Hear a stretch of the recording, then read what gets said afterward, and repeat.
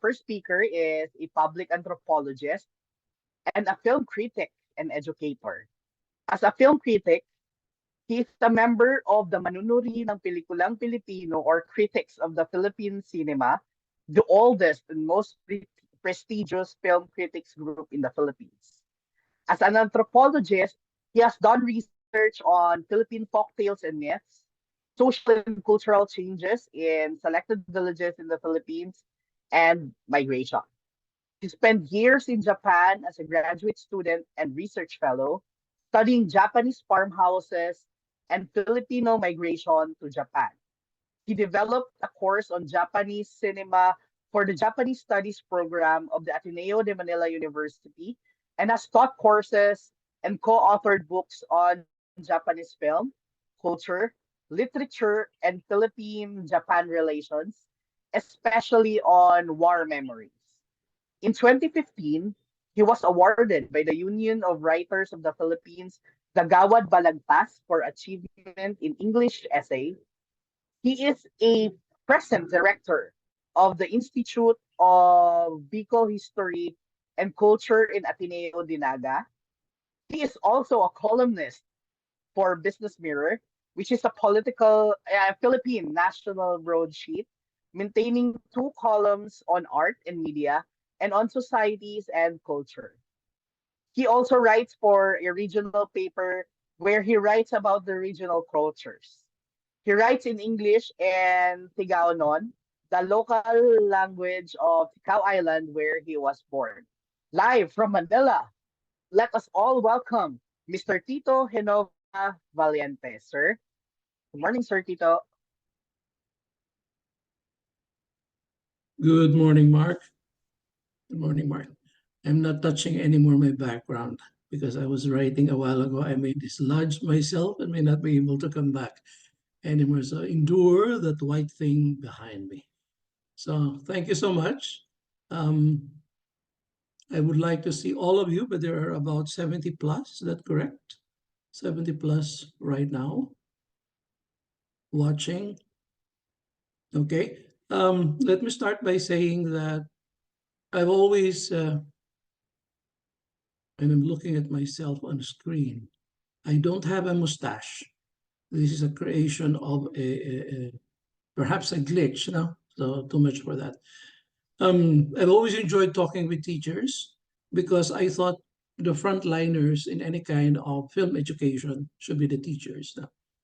And I think if we're going to develop a new audience, a population, a critical mass that would teach young people what to watch and how to watch should be the teachers. The critics can only be good up to a certain point. No, we are only good up to a certain point, and we have limitations. Most of us will be writing in English, and those who are writing in other languages sometimes are not technically trained enough to do that, and maybe they're doing a kind of PR, and it's a very sensitive line. There's a sensitive line that blurs between public relations and writing objectively and fiercely about cinema, Filipino cinema. And I myself am trying to translate my reviews, my criticism in English to Filipino and to Bicol so that I could reach a bigger audience. Because if that's our purpose, to educate the audience, then we should have a language that addresses a bigger chunk of the population of the viewing audience. So if you notice in the explanation about my talk, there's a big chunk of it about culture. And I think what we forget whenever we talk about cinema is that cinema is actually part of a bigger framework, bigger than technical framework, bigger than media framework, bigger than anthropological framework. And it is the culture, society, and politics of a country or of a region. Because we cannot now, I think we all know, we're all teachers. We don't know that we have to realize that our region is not simply Mindanao. Our region is not simply Bicol. Our region is not simply Luzon or Visayas. Or even when we talk about region, we cannot simply talk about the boundaries of the Philippines. You know, we have to go beyond that because all these boundaries have been culturally created, crafted by, geopolitics, by the Americans, by the bigger political economies. In other words, when you say, I'm imagining Mindanao film, it's not as simple as that, no? Because there's a dynamics that involves people watching a Mindanao film and people in Mindanao or a filmmaker talking about their culture. And I think I'm going to ask a very sensitive question. Who has the right to imagine Mindanao? Are the Mindanaoans the only ones who could imagine the region? And who are the Mindanaoans? And you know very well that Mindanao is composed of several ethno-linguistic communities now. So when you talk about Luman, for example, you're just talking about a certain portion. When you're talking about Muslim, you're talking about a certain portion. Then there's the Christian Filipino, and there are the migrants. I was reading and I reviewed a very interesting work by Ian Alfonso, who wrote about dogs in the Philippine history. He wrote about Sarangani, and it's interesting that when you go back to the history of Spanish colonization, Sarangani played a great part, the Sarangani Islands. And we always think that, colonization of the Philippines happened in Cebu, happened with Magellan, happened with all of these things, or Miguel Lopez de Legazpi in Manila. We forget that there was this part of Mindanao that had a very porous, no, maluwag ang kanyang boundaries that was bleeding into the Indonesian and Malaysian because wala pa naman yung mga boundaries na yun. So I think even with cinema, which has been called international, organically international, kasi foreign siyang technology na pumasok, we have to look at culture first. So may I have the first slide, please?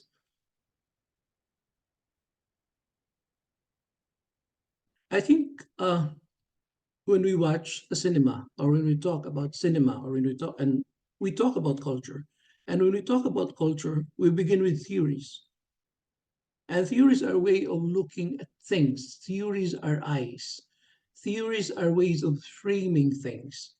So that I think one of the snobberies of social sciences, and I think for that matter, any kind of discipline, English literature, comparative culture, comparative literature, is that you have to read and read and read because you cannot stay with books that have been written in the 1940s and the 1950s. No? I was speaking in a seminar, and one of the teachers asked me about Maslow. Cares about him.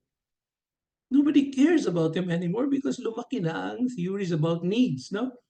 So I think we just have to go on. Right now, for example, the most important thing in social science is decolonization because we have been colonized and we've been, our theories in particular have all been Western based. Next slide, please. Okay, a very old theory, and this is the root of the problem when we start to look at Philippine culture, is that culture has always been a totality. And it has always been a systemic component. In other words, buo siya, and there's always the sense of the elements forming a harmonious relationship within. I think if you go back to the history of theorizing in social science about history, society, and culture, I think we're referring to that very, very old theory called functionalism. And in that functionalist theory, lalabas yung tinatawag na values, which unfortunately is still used in many, many kinds of discussion. Ang problema ng values is that it's part of a theory which says a society is a harmonious totality. So pag yun ang sinasabi mo, you're always assuming that there's only one set of values in a society. The American approach is if you do not adhere to the general mainstream value, you become a deviant. And most of us are still using that approach. Now, think of it in terms of Philippine cinema. When you ask the question, what is the value embodied in this particular film? How would you answer that? How would you answer the conflict in our societies pag hindi pinag-uusapan ng isang pelikula? Because the idea nga is there's only one harmonious totality in a culture. So this is a problematic theory, but we have to contend with that because most of us are still favoring that approach to culture. Kaya di ba yung palaging pinag-uusapan na pagkakaisa, pagiging isang bansa, you know that pushes people to agree to what the government says because the government is supposed to represent the culture of a country. So di ba ang hirap ng ganung konsepto. Can we go to the next slide, please? Okay. If you are a student of social science, I think you go through this very, very old 1871, 19th century definition. And it still works, no? Because this is a compendium of elements, a gathering of elements in a culture. And this is by E.B. Tyler, a British thinker. He said, uh, first of all, culture is a complex totality. Okay? Hindi siya simple. At kasama dyan ang knowledge, kaalaman, paniniwala, belief, art, sining, law, yung batas, no? Morals, anong tama, anong mali. Sorry, naulit ang laws. Custom, and any other, itong importante, no? And any other capabilities and habits acquired by man, okay, dadagdagan natin, acquired by man and woman as members of society. A long time ago, when you mentioned the word man, kasama na ang babae. Now, of course, we don't agree with that anymore. No? A man is different from a woman, and you cannot have a generic term that would include both man and woman because both are different beings. No? But look at this. In other words, it looks good, it looks encompassing, but we realize that even this very encompassing definition has some limitations. But I think the very useful thing about it is that capabilities and habits acquired. Very clear yan, no? Nakukuha. So kung may tinitingnan kang sining kultura ng isang cinema, hindi siya gawa sa vacuum. But rather, habang nanonood tayo ng pelikula, nalalaman natin yung mga bagay-bagay na yun because they have been provided to us as we grew up, as part of our child rearing, as part of our adulting. And this is our acquisition. Nakukuha sa kapaligiran. No? It's not an abstraction. So culture is always something that is grounded in reality. But of course, there are material and non-material later on, but we'll see that. No? Can we go to the next, please? Okay, here it is. Material object that affects people's way of life, yung nakikita, evidence of culture. And most of the time, ito yung museum concept ng kultura. No, no. I'm not very much into museum, no. I'm not very much into preservation. I'm much into guidance, maybe, or guarding certain cultural habits. But there's a dangers of gathering them and putting them on shelves and displaying them because they become static. No? Kaya nga may tinatawag sa anthropology na ethnographic present. What do we mean by that? When you're reading an ethnography, a description of culture, what comes out is that you feel na yung sinulat ng 1950 about Mindanao, about the Manobo, about certain ethnic, parang yung pa rin ngayon. So that's the idea of the ethnographic present. That's dangerous, no? Because gumagalaw, cultures change.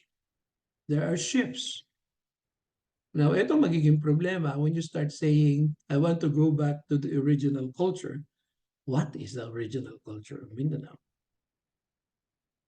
This is a very sensitive topic. Well, even in Luzon, for example, when we say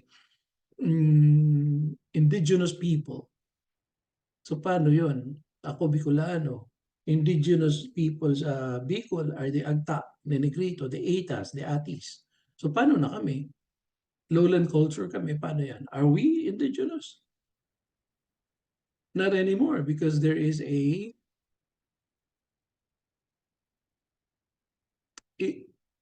there's a note on my there's a there's already an organization, a government organization that dictates that there are indigenous people.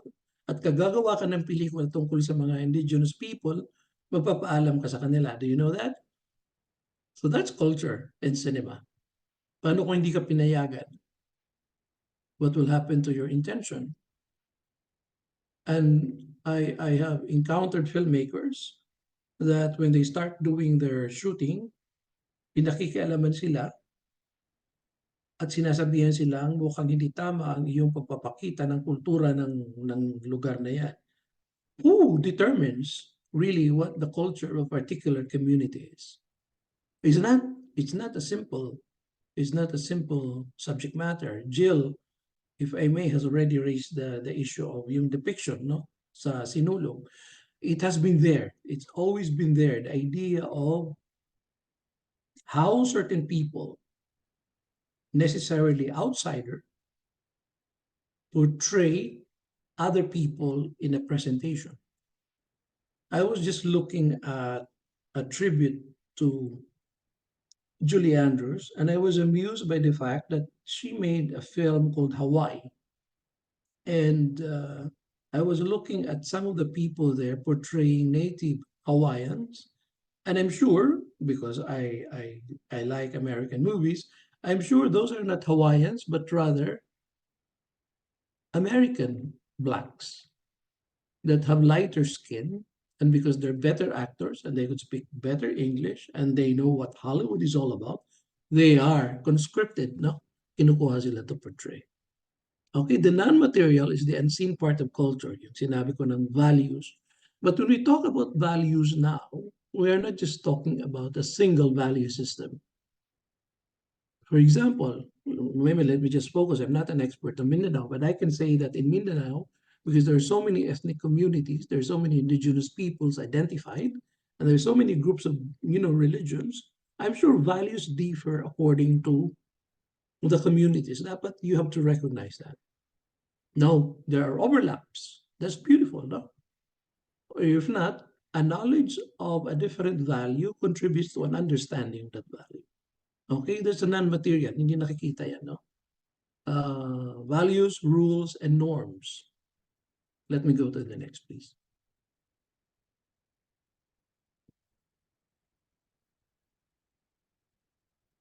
Okay, I'm just going through some of the, nakikita nyo, kaya pag sinasabing culture parang given, is not a given. For every anthropologist, there's a different definition.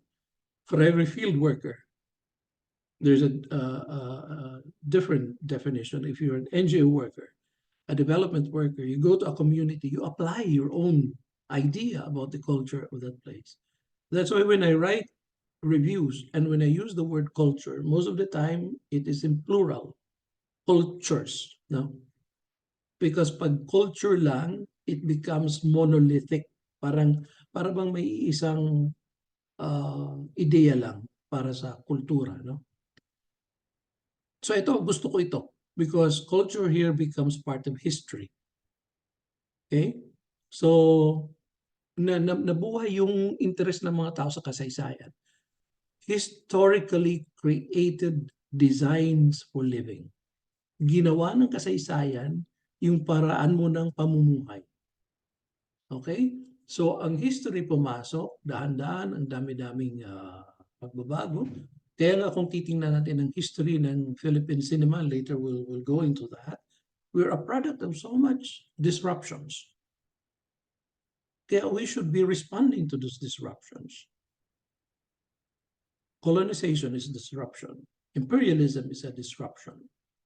Inequality is a disruption. Pagpasok ng mga Kastila, biglang nagkaroon ng notion of land ownership na wala naman. So yung mga hindi marunong magbasa, hindi marunong ng dokumento, suddenly found themselves landless because kinuha ng mga Espanyol at gumawa sila ng paraan with this paper, okay? Sinabi nila, hindi na kayo may-ari niyan, okay? So if we look at that, the historically created designs for living, explicit and implicit, nakikita hayag o patago, no? Irrational, tamang pag-iisip, or non-rational, parang walang inisip, no? But the fortunate and unfortunate thing about what this definition implies is that it becomes a guide for the behavior of men and women. So you see that culture is not simply an abstraction sa taas natin. It guides us. It guides cinema. It guides all the art. It guides media. Sometimes we're not aware of it. So nasa ilalim, implicit. Sometimes we're so aware of it because we're thinkers, no? Okay, this one is a very old definition, 1945, Clyde Clacun, one of an American anthropologist, no? So ito rin ang problema ng aming sining, ng aming anthropology. Anthropology is a very colorful past. It's part of a conquest. The early anthropologists were missionaries, followed by the colonizers. Dumating sa atin, mga friars, and they started gathering materials. In my case, in Bicol, it's Lisboa, a Franciscan, who gathered all the vocabularies. And now, we are captive to that very old document, no? Kasi wala naman tayo ng notion ng gathering words or being a lexicographer. But because they came from a country that had that tradition, pagdating nila dito, they did that. So now, all of us, I think even in many places in Bisaya, you have friars, Augustinians, Dominicans, mostly Augustinians and Franciscans, some Jesuits, would gather words and put them in a dictionary. Hundreds of years from then, itong ginagamit natin. So we're given the eyes by the colonizer without us being sometimes critical of it. No? Isipin nyo yan pagdating sa sining, pagdating sa cinema, at pagdating sa atin watching, devouring the images on screen. Language follows them. Okay? Next, please. Are you still with me, guys? Okay. Cinema is an artifact. Thank you, Christine. Cinema is an artifact. Ano bang artifact? Kasi pag sinabi kasing artifact ang pumapasok sa atin, fossils eh. Hindi eh. Artifacts are anything that is made by man. O pag na, thank you Marian, pag ginagawa ng tao, Adele, thank you. This is beautiful. At least may nakikinig. Maria Teresa, thank you. Oh, Charlton. Jopet. Checking of attendance to Jill. Alana. Okay. I'm actually disturbed because I'm looking out of the window of my room and I could see a man outside the door. Now, hindi ko alam kung nasa building siya kasi bato itong kaharap ko. Okay, is this a phantasm or is this... Thank you, Jacqueline. Still listening. Hindi pa daw siya bumibitaw. Oh, let's go back to the artifacts. So culture is not about artifacts, but rather how, yes, Helen, how we respond to them and interpret them. So cinema as an artifact is not simply about the technology of, you know, somebody made them, Scorsese or Broca or Dante Mendoza, but rather how we respond to them. That becomes cultural. It becomes totally cultural because of our response and our interpretation. Maganda, di ba? The flow of culture from something that is so intellectual, that is so, if you may allow it, so anthropological. Then bigla, you have culture and then cinema, and then you know, the definition is telling you it's not the artifact. In other words, wala yung essential meaning, no? Pag nakikita mo lang, but rather your response to it and your interpretation of it, okay, becomes the cultural aspect of cinema. That's why papasok ang film education. That's why papasok ang mga teachers. Because you could imagine when the interpretation does not seem to capture what the film is trying to tell you, or when the cinema has become so harmful, but people still, the audience will still find humor in them. Pinatay ang bakla kasi pinagtawanan. Pinagtawanan ang pilay. Okay? Pinagtawanan ang bulag na nahulog sa ilog. And after the end, paglabas mo, ay, that was the funniest movie I've ever seen. That was your response, and that was your interpretation. Kaya yung pakikialam ng teacher is importante kasi sasabihin nila, pelikula lang, pakikialaman pa. Precisely because the film, by its evolution, has stopped being entertainment. Mamaya may isang sets of slides about that. No? But has become something that we can learn from. Kaya nga nagiging part ng pedagogy ang film education, film interpretation, film criticism.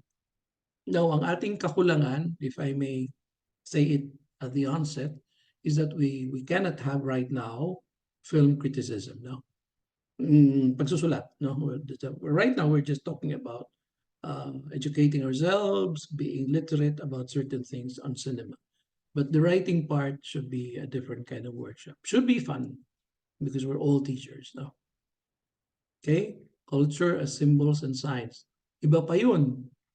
You know the meaning of symbols, no? Ano bang mga characteristics ng symbols? Symbols are polyphonic. Maraming sound. So kung marami siyang sound at iba-ibang nakikinig, it's possible that one person can listen to a different sound, another person can listen to many sounds, and another person could listen to conflicting sounds. When they talk about this, no, hindi ganyan eh. Or they could agree on one, but they could not see the others, no? Because of the polyphony, or the multivocalic, maraming sound, no? Or the polysemic, maraming kahulugan. Maraming kahulugan ng symbols, hindi lang iisa. Okay? I just most of you are aware that there are at least two good films right now from the Metro Manila Film Festival, Gumbursa, and the other one is Firefly. I love Firefly. Pero nung nanood ako nito, one mother was, on her way out, sabi niya, ay, parang ayoko namang maniwala sa ending. Hindi naman dapat ganun. Bakit ang lungkot? Dapat fairy tale siya. Anyone has seen Firefly? Dapat fairy tale siya. So it should be the usual dictum and they live happily ever after. Pero pag ganun, hindi ko magugustuhan ng pelikula. Because reality does not mean happily ever after at the end. Bakit magandang Firefly? Now, I won't do a spoiler, no? Baka hindi nyo napanood. Magandang Firefly because at the end, ang ginawa ni Zig Dulay, the filmmaker, ginawa niyang totoo kung ano talaga ang kahulugan ng pagkikwento ng nanay. That a nanay who loves her son would not tell him, a fairy tale, but would tell him the real tale about the real life.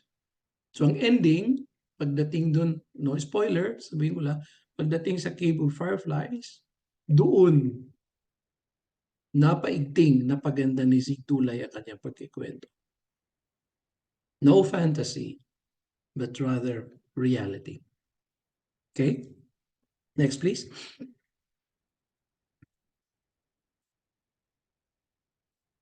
Okay? So, kasama pa rin sa definition ng culture yung pagbibigay ng pangalan. So, pasok yan. Pasok yan sa culture and cinema. When was it that Mindanao, directed by Dante Mendoza with Judy Ann Santos, tama ba? was released. Tapos I met some cultural workers from Mindanao and yes, Julius, and they were so irritated because if you search for things online about Mindanao, sinulat mo Mindanao, ang una daw lalabas is that information about the Brillante Mendoza film. I don't know how true is that. Maybe it is, no? So na overcome na ang ibang notions about the place kasi mas malakas ang dating online, trending, etc. ng pelikulang Mindanao. And I'm sure you remember, no? Viral ang protest ng mga filmmakers, cultural workers about the depiction of Mindanao in that particular film. But for some reason, trending siya. Why? I don't know. Maybe because the labeling, the objectification, the presentation of culture, etc., appealed to a big chunk of the audience. At hindi nag-surface yung protest ng ayaw doon. No? There's a possibility. I did before something like a cultural exercise for ad people in Manila. Just as, sorry, just a series of images. Then I got an image of many boats with colorful sails. They were actually for the Binirayan Festival in Antique, no? And you know what people said?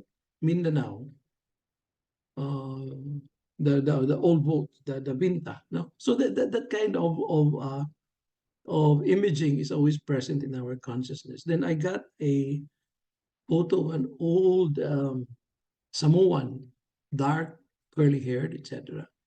And they said, Negrito, Eta. Okay? So culture is naming. Kung anong ibigay mong pangalan, that becomes it, no? So cinema is a kind of labeling, a kind of naming, a kind of appropriation, no? Um, pinag-uusapan palagi sa Luzon ngayon yung tinatawag na pangalay, no? And I know that there's been a long debate between what's the difference between igal and pangalay, for that matter. And I remember Ateneo de Manila University honored um, one dancer for being an exponent of pangalay. And I think, yeah, Ligaya Amilbangsa is really married to somebody from Mindanao. No? But that kind of appropriation, it could be possible that a person could take an artifact, okay, a dance, and bring it to Luzon, take it away from Mindanao, and it becomes his own. The interpretation becomes his own. And you are ranting there, is it mali naman yan eh. But it becomes very complicated when it comes to cinema. Paano kung ang filmmaker magaling na magaling pero hindi taga roon? And he was able to capture the problem of migration in a particular place. What happens now? I'm sure you're thinking of a film. I'm thinking of a film, pero pabayaan ko muna kayo. No? So it's not, ang hirap. In the same way also, when you say that Luzon and Visayas are wrongly interpreting Mindanao, maybe you should twist also the perspective and say, the people in Mindanao also have stereotypes about Visaya and Luzon. Para maalis yung victimization na palagi kami ang sinisiraan. If I may mention to you later on, may pelikulang Sarumbanggi, which you know is a Bicol song, not a folk song. It's not a folk song, teachers, because there's a composer, Potenciano Gregorio. For a long, long time, people just say it's a folk song. Yeah, that's a problem. That's a problem, the notion of a folk song. Kasi ang mga Americans, kasi hindi nila alam, narinig nila, folk song ito. There's a particular song that I'm so interested in. Every time I search for it, ang lumalabas is pangalan ng isang American. And you know why? Because she made, I think in the 50s or when she was here in the Philippines, she made a study of that. So she took over. Hindi naman niya sinabing sa kanya ang kanta. She didn't say that. But rather, it became the trending artifact online. So nawala na yung ownership nung Filipino ownership nung dance. I'm trying to remember it. Siya na yung nangingibabaw. Okay? So go back to that. When you look for Mindanao, what comes out? Brillante Mendoza, Judy Ann Santos. Okay? Go to the next, please. Culture is about change, adaptation, nagbabago. So yun, tinabi ko na to, ethnographic present eh. How do we really depict Mindanao or Luzon for that matter? Paano pag nagbago na? I know for a fact that there are many Muslim communities and non-Muslim communities in some parts of Luzon. So they have adapted. Is it possible that when they dance, whatever it is that they dance, is it possible that they have changed it already? Now, is that still culturally their culture? You get the point. No? Nagbabago eh. Kanina, we talked about migration. Or rather, my interest is migration. One of my research fellowships, I studied the housewives in Japan in the late 80s. No? Kasi yung una, I was very interested in the distinctly cultural. So andun ako sa mga farmhouses, typical anthropological study. But I could not remove from my mind the fact that ang dami-daming Pilipina ng 1980s because this was the Japayuki phenomenon. No? Oh, look at that. That term Japayuki, ha? Sa atin, pag sinabing Japayuki in the 80s and 90s, sira na ang reputation mo. Pag sinabing, aha, Japayuki pala ang ate mo. No? But if you look at the word, Japayuki has a very normal meaning. Japa is a toponym, is a reference to Japan. Yuki is direction. It just means, very simply, people who go to Japan, you become a Japayuki. I can be a Japayuki. Okay? But that term was coined by a journalist who used it to describe Japanese women when Japan was very poor during the 1920s, 1930s, that they had to leave the country. Can you imagine that? Baliktad na, no? 90s, mga Pilipina umaalis. 1920s, 30s, Haponesa ang umaalis papuntang South, Singapore, etc., Indonesia, to become hostesses and prostitutes. So they became the Karayuki. They went south. Pagdating ng mga Pilipina, naging Japayuki.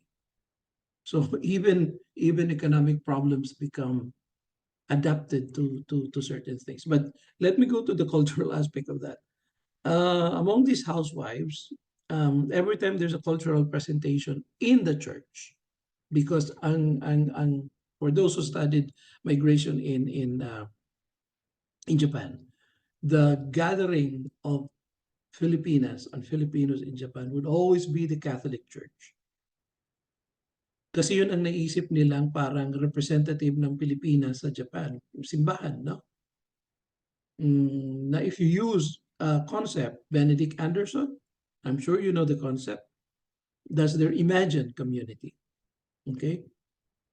Imagine nationality and everything. No? So, may mga presentation, you know what they would present? Na I'm sure you would squirm kasi mali-mali. They would present always singkil. They would always present a Mindanaoan dance. Why? Because in the church, during the gathering, maraming Latinas.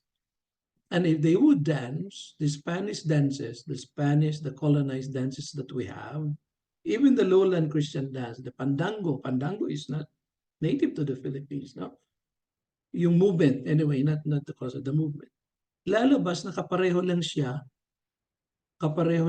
ng taga-Peru, taga-Colombia, taga-Mexico. So, to make themselves unique, they perform singkil or try to imagine how singkil is danced. Because what? Culture is not simply about change. Culture is also appropriation. Okay? Culture is reappropriation, paulit-ulit na paggamit. And to a certain degree, if you may want to use, it's a distortion. Nagiging distorted na. So, nakikita ng mga foreigners doon, kapwa nila foreigners, ito pala ang sayaw ng Pilipinas. Not even knowing where it came from.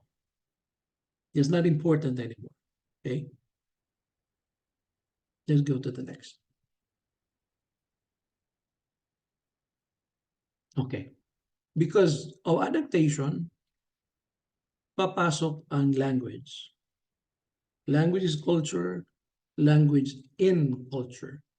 Cinema is basically about languages. In the committee and even in some other engagements, hindi matapos-tapos ang discussion namin about regional cinema. What makes a cinema regional? Paano kung ang producer taga Manila? Ay, hindi sir, hindi importante yon. Basta ang language na ginagamit, kunyari, kung tausog, di tausog. Ganun pala yun. Supposing ang artista taga Manila, theater person na magaling ng lengguwahe. So, paano na yun? Paano kung nagsalita muna ng tausog, mga Tagalog pala, tapos nung hindi na kaya, which is a system in Hollywood. Di ba when you watch a Hollywood film about, let's say, Moses, or let's say about Jesus Christ, okay? Minsan, some directors would allow certain characters to talk in Aramaic or Hebrew. We won't know the difference. Then after that, mag-English na sila. And we really don't care. We don't even tell ourselves na, ay, marunong pala mag-English si Kristo. Because what's happening on screen is a suspension of disbelief, no? Convinced ka na, the magic of cinema. Okay? Tapos, so, may mga nangiya, when we say language can be translated, it's possible that cinema can distort the language. Cinema, when distorted, therefore culture becomes distorted. I remember again another film by Adolf Alex. The name of the film is Don Sol, which is a place in Sorsogon famous for the whale shark. No, and if you look at the map, okay, Junio says yes, sir, Sorsogon. Thank you. If you look at the map, Sorsogon, that part, Don Sol, Pilar, is at the edge of Luzon. Okay? Yun na ano. Pagtawid mo niyan, Samar na yan eh. So in fact, if you stay in Pilar and Don Sol, you can speak any language. Now, because I was born in Ticao, I stopped using the mainland Central Bicol language. I start using my Tigao noon and people understand me. I stopped using Tagalog kasi pag Tagalog ka, baka lukuhin ka sa presyo ng ulam, no? So you pretend to be a native or you pretend to be quote-unquote common as them, no? So yun ang gagawin mo. So ngayon, how do you deal with the accent of the people who are from Donsol? So I think that was the problem of Adolf, no? Kasi hindi distinct ang difference between that language and being Bisaya. While, for example, pag ang character is katulong, and alam mo naman ng Tagalog cinema, pag katulong dapat Cebuano or Waray, etc. Pag killer dapat Waray, etc. Taga ganito, taga Mindanao, taga Surigao, mga ganyan. Those are the things that are inculcated in us by Tagalog cinema, which for a long, long time we thought was national cinema. Wrong. Wala tayong national cinema right now. Nasanay lang tayo pag Manila kasi national na palagi. Parang national animal, no? Meron bang ganun? Bakit magiging national animal, national bulaklak? Gawa-gawa ng Amerikano yan eh. Ang laki-laki ng bansa natin, kahit ibang parte dyan, iba ang national na animal, national na ibon, kung anong gusto mo, you could decide. Okay? But anyway, in this case kay Adolf sa Dunsol, hindi niya na, alangan na gawin niyang Bisaya. Hindi naman Bisaya ang mga tao na yun, no? So what happened was there was no distinction at all na nandun na siya. So Tagalog na lang. Unlike for example, when you're katulong, sabihin nila, Cebuano, patitigasin lang ang vowel sounds. And everybody laughs. Those who laugh are non-Bisaya. Because if you're Bisaya, and I consider myself a little bit Bisaya because of, the placement of Ticao is very near the Panay area already. Hindi naman nakakatawa if you're using it, for example, using Lunita. If you're Tagalog and Central Manila, matatawa ka. But if you're speaking like that, hindi yan nakakatawa, di ba? Matigas na eh. But on Tagalog screen, on Tagalog cinema screen, there's a source of laughter. Okay? Patitigasin ang N, magiging E, okay na. There's already a culture translated. There's already a language translated.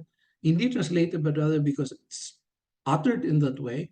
So it's being delivered to you that it's part of a particular region. Now, I wonder how the Ilocano language is reinterpreted on screen. No? The other week, a filmmaker from Panay called me up because they're making a short film na may Japanese. And they're asking me to teach them how the Japanese would pronounce English words. So I said, depende. Sabi niya, depende sir sa ano. Sabi niya, officer na Hapon. Sabi mo, depende rin. Kung mataas na mataas, marunong yan mag-English. Pero may certain inflection. Pero kung sundalo, hindi siya mag-i-English. Maghapon na siya. So, but sabi nila, how do you pronounce it? Sabi ko, hindi, mahirap. Sabi ko, you have to go back to their syllabary, meaning the katakana and the hiragana, no? And look at how it is pronounced. Susundin mo lang pag transliterated na into whatever it is, no? Bisaya or English na. Okay. So they're trying to look for that because cinema is always doing that, using languages. And when we say language, also gestures are part of languages. And Filipinos have particular gestures. Later, titingnan natin ang performance kasi ang karamihan, this is, I think, the reason why Jill and media people are interested in film literacy because kulang ang pagtuturo natin sa pelikula. We're very, very actor-centric. I've done this diagnosis already. I would ask people, what's your favorite film? And they would say, this one. Why? Because ang galing ng acting. No one ever says ang galing ng directing. Or no one ever says ang galing ng editing. Very few people would say ang ganda ng cinematography. And when they say ang ganda ng cinematography, why? Sir, ang ganda po ng ng mga sunset. E paano kung squatter pinapakita? Grim na grim. Is that still good cinematography? So may maganong limitation na nangyayari sa atin. Can we go to the next, please? Okay. All throughout, ito dinidescribe ko na, this is highly theoretical, no? Ito na yung ginagamit ko kanina. I think it's proper now to use them in the plural forms. Kasi pag sinabi mo lang cinema, parang it looks like, it appears like you're saying there's only one cinema all over the world. And there's only one way of appraising what is cinematic. But we know for a fact that that's not true anymore. There are certain regions, there are certain cultures where local theatrical practices get fused into cinematic practices. Hindi pa natin nagagawa yan, but we should be doing that, no? Okay? So, it should always be cinemas, no? Because multivocalic, maraming tunog ang meanings, no? Maraming tunog ang culture. So, maraming napapakinggan. Once we consider that, the fact that there's no single way of appraising culture and, for that matter, cinema, they were off into being good critics. Kasi pakikinggan natin ang sasabihin ng iba. Okay? We develop this a critical empathy, no? You listen to other people because what they say would be important, no? See, I think you know the word bakya culture, bakya crowd, meaning the class, walang class. It came from supposedly from Lamberto Avellana. Wow, is he our first national artist for cinema for film? Na narinig niya sa baba. You won't understand this anymore, maybe, no? Because first of all, wala nang standalone cinemas. When I say standalone cinemas, buildings that are just cinemas, walang mall. Ngayon, there's already a mall, and within it, the cinemas, no? The movie houses. And usually, one level lang. Wala na ng balcony, wala na ng orchestra. Or kahit na may balcony is taas at mayroong orchestra, pero isa lang ang rate. But I came from a generation where there was a balcony, mas mahal ang bayad, and sa baba na hindi magandang upuan. Kahoy, no? Ang sa taas, maganda. So if you're going to, if you were going to a movie house many years ago when I was in high school, you have to be careful kung sa baba ka lang manunood. Baka makita ka ng kaklase mo. Ay, manonood ka rin. Sa taas po kami manonood, no? So wala na yan. And that's part of the cultures of cinema, ang panunood, no? With the introduction of technology, mas nabago yan. You can always repeat the cinema. You can always stop it, no? Di ba? Or if you're bored, you push it. Sa mga nanonood ng porns, I'm sure you know that. Walang action, push, push, push, push, push, push, push, push. You cannot do that on a standalone cinema, yung nakaano lang. So nawala yung culture ng panunood. Wala na yung culture na magbibihis ka because pupunta ka sa sinehan. Okay? Okay? There's also the concept of cinemas being international because foreign siyang technology na dinala sa atin. Or, pag international, pwede rin non-national. Pag sinabi mong, are you sure wala pong nationality ang cinema? English yan. Hindi sir eh. Universal ang kanyang theme. Do you agree with that? But there's also cinemas that are local, regional.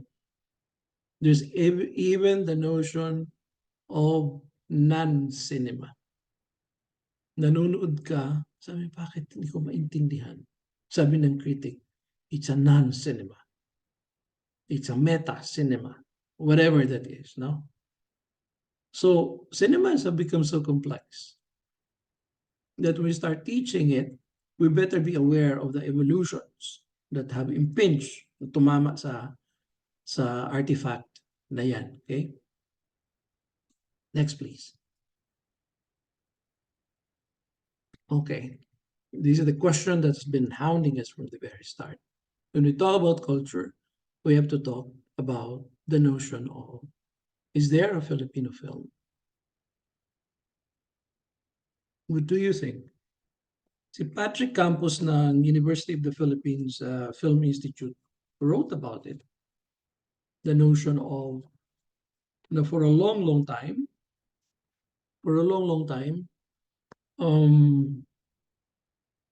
we always thought that the Tagalog films that we were watching were our national cinema.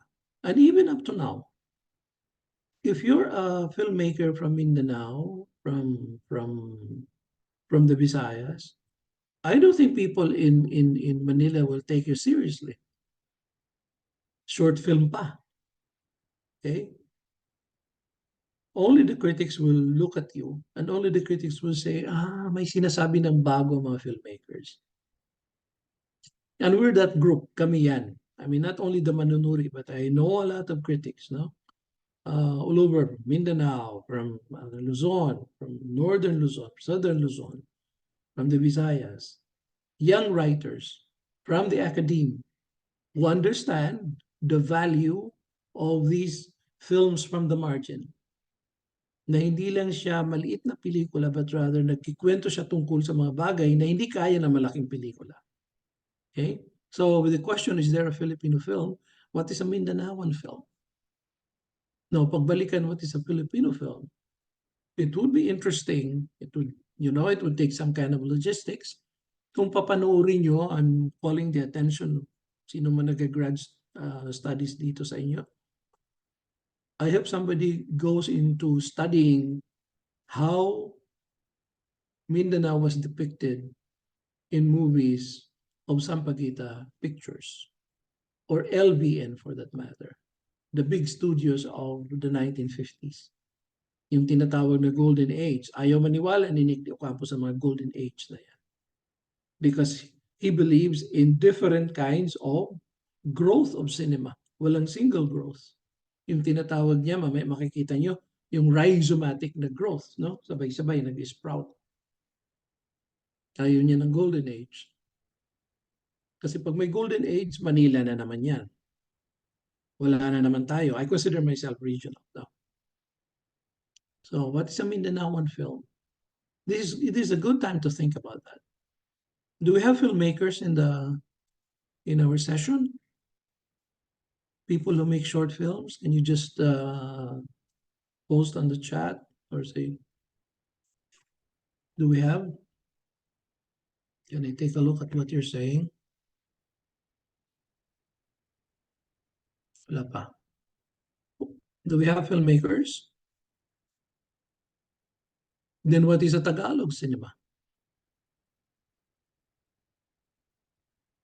May pelikulang ginawa sa Samar, gandang-ganda na sana ako. Why would you get actors and train them? The setting is already Samar, no? And I'm sure you would have good actors there. Total short film naman siya at hindi naman siya for profit, no? Bakit kukuha ka pa ng actors from, well, they're from Manila, but one was Kapampangan and another one was from Metro Manila. Studying the language. But if you know the language, if you listen to it, alam mo na you could sense na he's not a native speaker. But why do we forgive them? Because the audience, tayong audience, ay, ang cute niya pakinggan. Okay? So we have been a victim of that kind of the ethnicity of cinema. There was a time when Hollywood was considering a film about Jose Rizal. And who do you think should act as Jose Rizal? In Hollywood, not in the Philippines. Huh? Because no Filipino actor was considered. You know, two actors, great actors were considered. Al Pacino was one. Dustin Hoffman was one. And you could understand why they were chosen. Anyone could guess? Let's make this a little bit interactive at this point. Bakit kayong dalawa na yun ang napili to play? Hindi naman natuloy, no? Jose Rizal. Al Pacino, of course, you know him. Dustin Hoffman, both are top-rate actors. Anyone could guess why silang napili? For commercial reasons, yes. Obviously. Short, yes. Evelyn, yes. Marites, yes. Because of their height. Parehong hindi matatangkad, no? But you'd be surprised. One of my friends said gusto niya si Keanu Reeves to play Jose Rizal. And I said, why not? If only for the charm, why not? So you have that. Cinema has an ethnicity. We forget about that. One of the films na paboritong pinag-usapan of the late Teddy Co, the archivist, was Zamboanga. And I'm sure you'd be interested to watch that. It starred the father of Fernando Po Jr., no? Kung ano ko naman kayang depiction ng Pampanga. Later on, there was a film, I think Perlas ng Silangan, also with Susan Roses dancing the singkil with her gown made by Pitoy Moreno, etc. And you know, if you're again from Mindanao, you'd be surprised why she looks like that. And is a Mindanaoan princess, etc., etc. No? But I think things are changing. Things are changing. One of our one of the winners of the Gawad Urian for Best Short Film, trying to remember the title, is about an ethnic community in Mindanao. It's about a weaver. Um, I don't remember, pardon, but it's a story of a man. Namatay ang kanyang nanay and he wanted to continue the weaving tradition in the family. What is the problem there? I think even if we are not experts on this ethnic community, lalaki siya. Hindi pala pwede doon sa community na yun, ang lalaki ang tatahi. So what happened was he would close the windows and doors of the house and would start weaving. Ang ganda, beautiful, no? So while it is a depiction of an ethnic community na tama ang tradisyon na hindi lalaki ang mag-weave, may subversion na ginawa. That cinematic. The subversion was this guy. The implication was the man, the young man, was a queer, no? If I use a very common term, gay, no? Kaya nagagawa niya yon. But it doesn't matter. The most important thing there is the subversion of culture. So there is a faithful depiction of culture. Pinakita muna na bawal dito ang weaving for lalaki. Then he broke that, and it's done in a film. That cinema and ethnicity, but there's cinematicity in it, becomes very, very cinematic and conflict. So it's not really simple lang na pag sinabing it's coming from you, it's coming from Mindanao. There's one perspective on that. Teng Mangansakan makes very, very good Mindanaoan films, no? Sa kanya din yun, no? But there are many other. Bagani Fiola did a film about the Matigsalog, no? Baboy Halas, that's one. Arabi Barbarona, also from Mindanao. And they're all from different perspectives. Arnel Mardoquio, for example. My review of Arnel Mardoquio is that I always say Arnel Mardoquio shows us the Mindanao that we can never imagine because it's an imagination of somebody who's in there and out there. Okay, anything that could encourage discussion of ethnicity and identity is good. Okay, any attempt at all. So the question is cinema organically international? Not anymore. When I was studying film, usong-uso yan. Ang ganda sabihin na international, nag-ano siya. Hindi na Nag-assert na ang the margin. The margin, the periphery asserts itself. And what is the major assertion? Language. The short filmmakers are using the language of the land, the languages of the land. So while my generation when we would watch a film, it would always be I would use the word Tagalog, no? Because even the term Filipino muna letter P and then Filipino, is an academically developed kind of concept. Okay? Nagbago. Go to the next, please.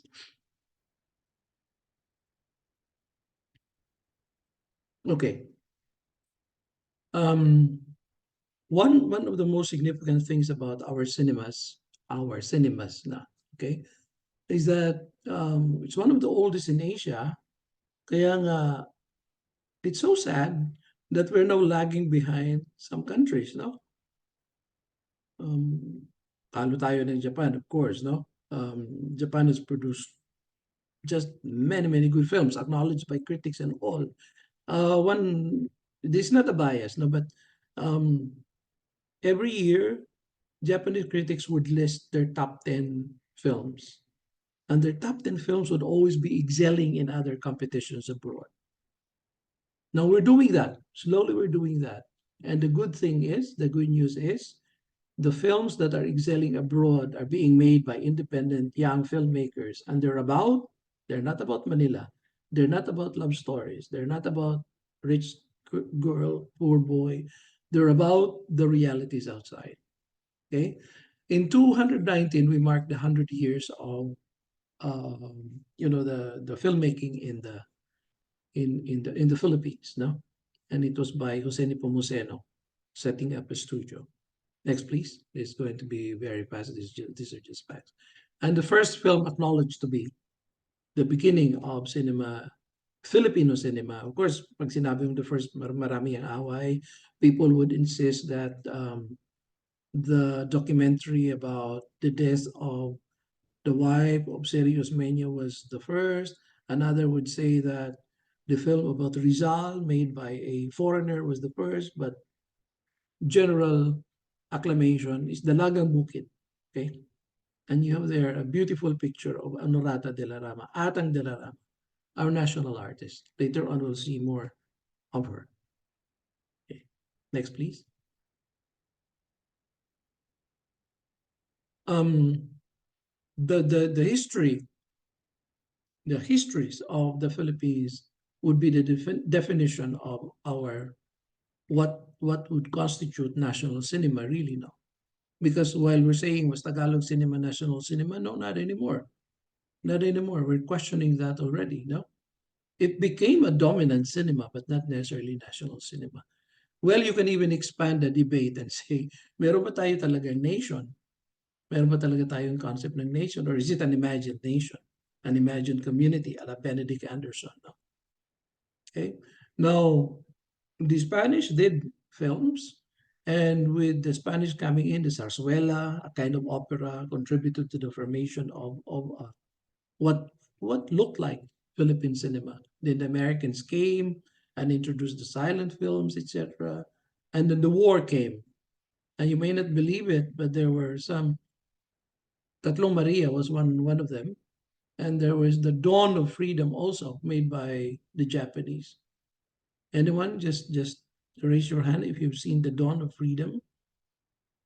It's a film made by the Can you imagine?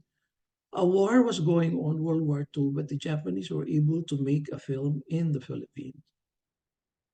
And the story is, anyone has seen Dawn of Freedom? The story is cheesy. May mga eksena dyan, nabangga ang isang bata ng tangke ng Amerikano.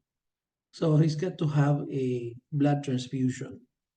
Who do you think will donate the blood? Make a wild guess, just like a while ago. Baka tumama kita. Wala tayong pampresyo, ano pampremyo. Sino kaya mag-donate ng blood sa bata na nasagasaan ng American? The Japanese, sabi ni Marco.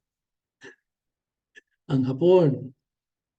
So during the recovery, pinapakita sila doon almost like a bromance, no? Between an older man and a boy, no? So yeah, Dawn of Freedom, no? Etc. etc. May ideological, may distortion, no? So cinema is very important. So pagkatapos ng World War II, this is going to be a very sad information. Of all the films that were made before the war, only one was preserved. May mga nakatago pa. We have to look for that. Giliw Ko was preserved. Everything disappeared. Okay? So wala tayong archive na matatawag. Compared to the Japanese archive, kompleto sila and beautiful ang preservation. The black and white is sterling, no? Okay? So pagkatapos ng World War II, we had to define and redefine again what is national cinema. Why do you think we need a national cinema? Because we're building a nation. In 2019, we did a book for Busan International Film Festival in Korea. So the authors are Doy Del Mundo, Nick De Ocampo, the late Teddy Ko, and myself. We wrote the papers, and this was distributed in Busan by translation into Korean. Okay, but why am I citing this book? Because it's about the centennial anniversary of the Philippine cinema. And the theme was, I really like it. I didn't make it. Hindi ko na matandaan kung sino gumawa nito, but this is beautiful. Cinema as a response to the nation. That's beautiful, no? In other words, when we study, we talk about cinema, we are responding to nation building sa paggawa kung ano ba talagang bansa natin. In other words, whether we like it or not, we're looking to cinema and its technologies as a kind of force that would unite everyone. Now, is that possible given the many languages that we have? I think so, yes, because cinema has the technology of subtitles. I'm always, a subtitle is never a problem to me. In fact, when I watch a film from Mindanao and I'm reading the English subtitle, I am amazed that I am in the Philippines and I do not understand this particular language. I am not angry that I do not understand. I am amazed and I am proud of the fact that I belong to this country that has so many languages. And I'm struggling now with this work of art and aided by a subtitle. That should be the attitude. Of course, there will be problems. There will be problems about translation. Every time you translate, something is lost. Alam natin yan. But what if it's not translated? Then you lose everything, no? So you lose something, you gain something. You lose something, you gain something. That's the magic of cinema. Not to mention that cinema is popular and populist. Hindi siya snobbish na sining, no? Okay, let's go to the next, please.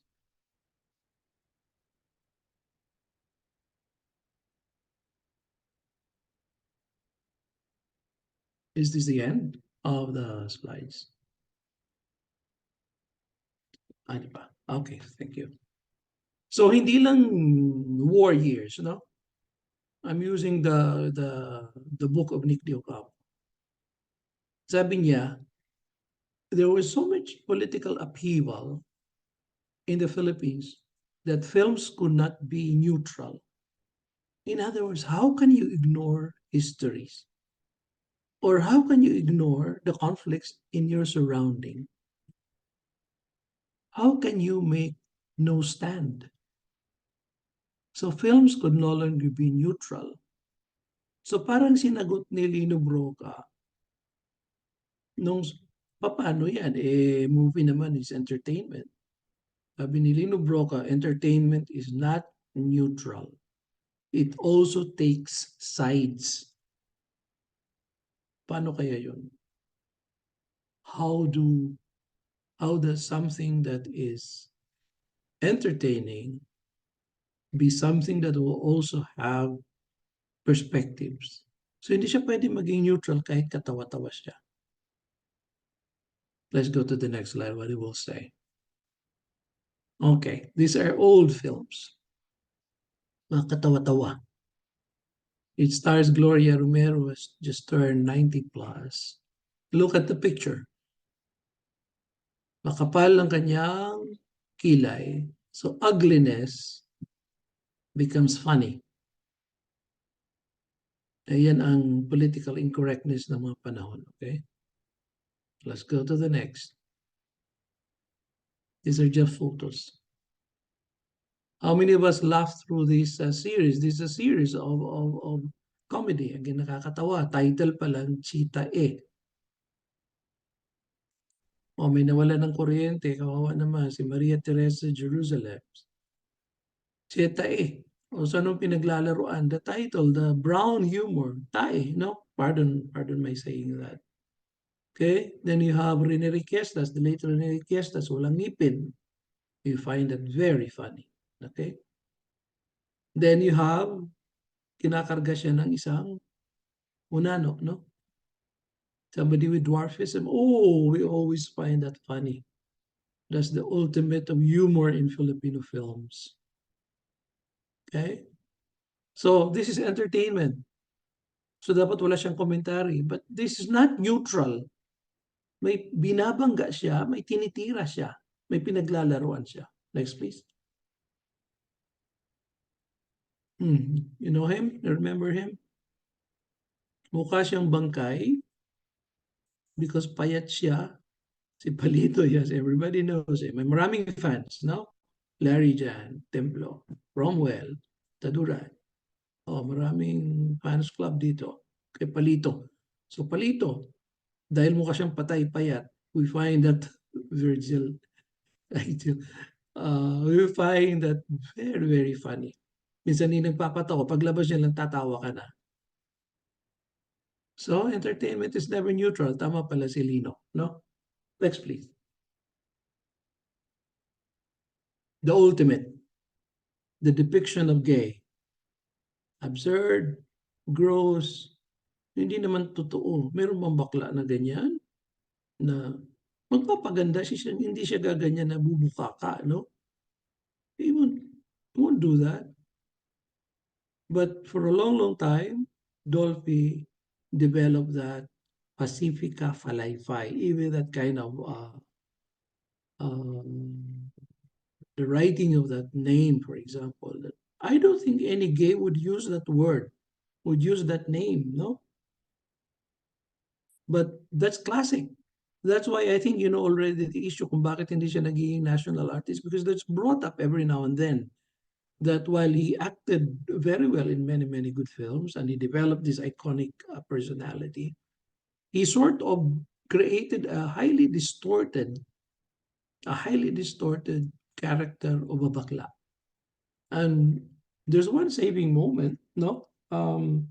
Broca directed him with Later, Philip babalikan Salvador, na lang natin where he is during our the became the Q&A surrogate na mother session. of So, their hindi na quote-unquote natin son, no? papatagalin pa, simulan na to. And and people could not take Uh, it, no? The our esteemed idea that Dolphy was really a homosexual and that may bumalik na seaman, Philip Salvador, na talaga may relasyon sila. Para hindi kaya ng mga fans yun.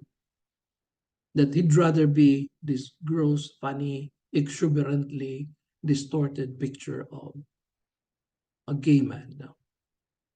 Nag-appeal yan. And that created the notion of and look at all the characters sa baba. These are ang mga Martin Marfil, Rocco Montalban, Joaquin Fajardo, Pino Garcia. These were the bad men in Filipino cinema noted for being rapists.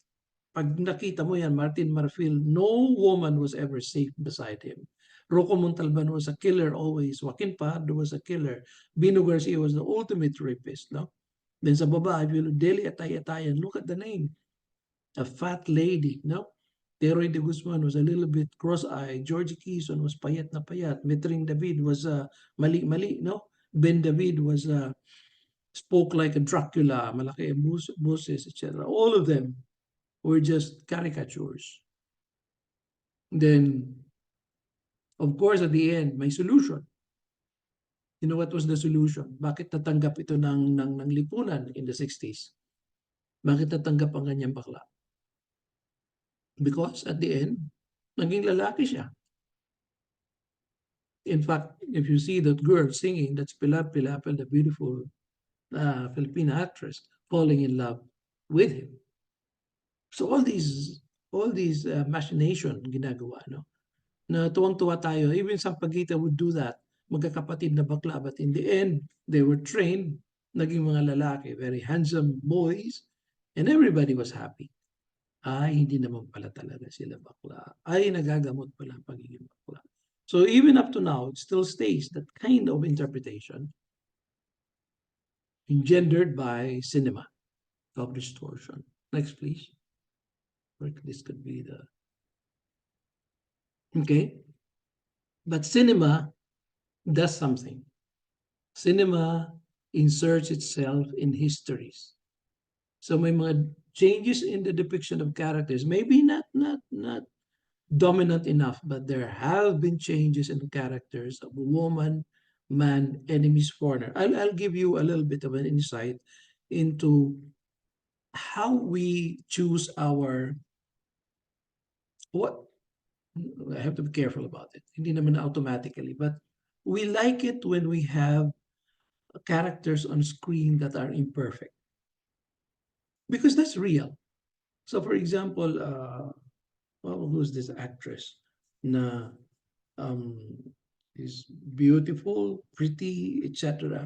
Pero sa kwento na yun, we nominated her kahit na mainstream commercial cinema, si Bea Alonso, because she had a baby left in the Philippines before she moved abroad to work. That kind of imperfection, because they are quote unquote imperfection, because those are the real conditions of many women who work abroad. Nangaanakan, hindi pinakasalan, but is brave enough to raise her own sons who travels abroad.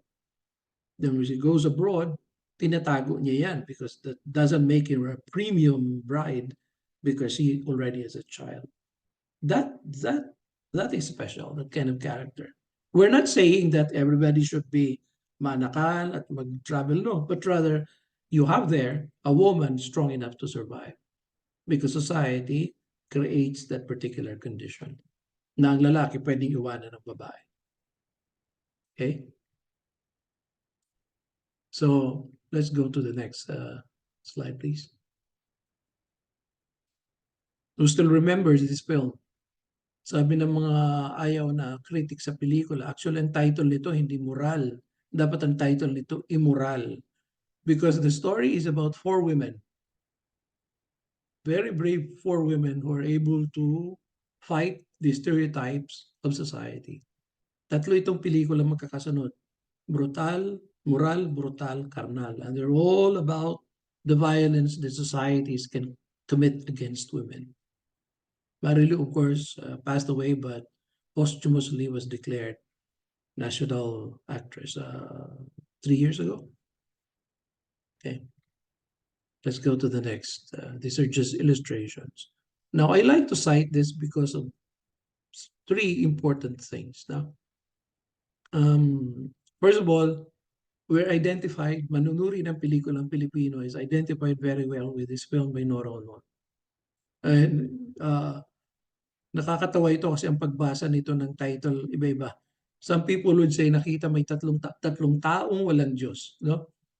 But for those who know their history of the war, it should be tatlong taong walang Diyos, a reference to Japanese occupation in the Philippines. Okay? Because when, pinapatay na ng mga tinatapon ng mga bata, tinutusok ng bayoneta, at pinapatay kung sino ang gustong patayin, walang discrimination, basta papatayin. May nakapagsalita na parang, asan ang Diyos? Bakit iniwan niya tayo? So, tatlong taong walang Diyos. But what are the significant points of this film? Let's begin with the depiction of the Japanese. For the first time, ang Hapon nagkaroon ng mukha. At hindi lang mukha, gwapong mukha. Kasi before this, pag Hapon ka, dapat pangit ka, rapist ka, sakang ka.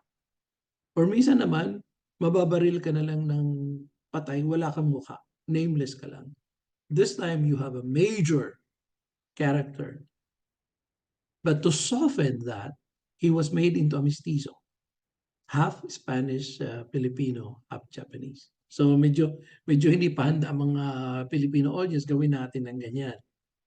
Then you have a woman and who would fall in love with him gradually. First of all, he would rape her and then gutom na, binibigyan niya ng mga pagkain.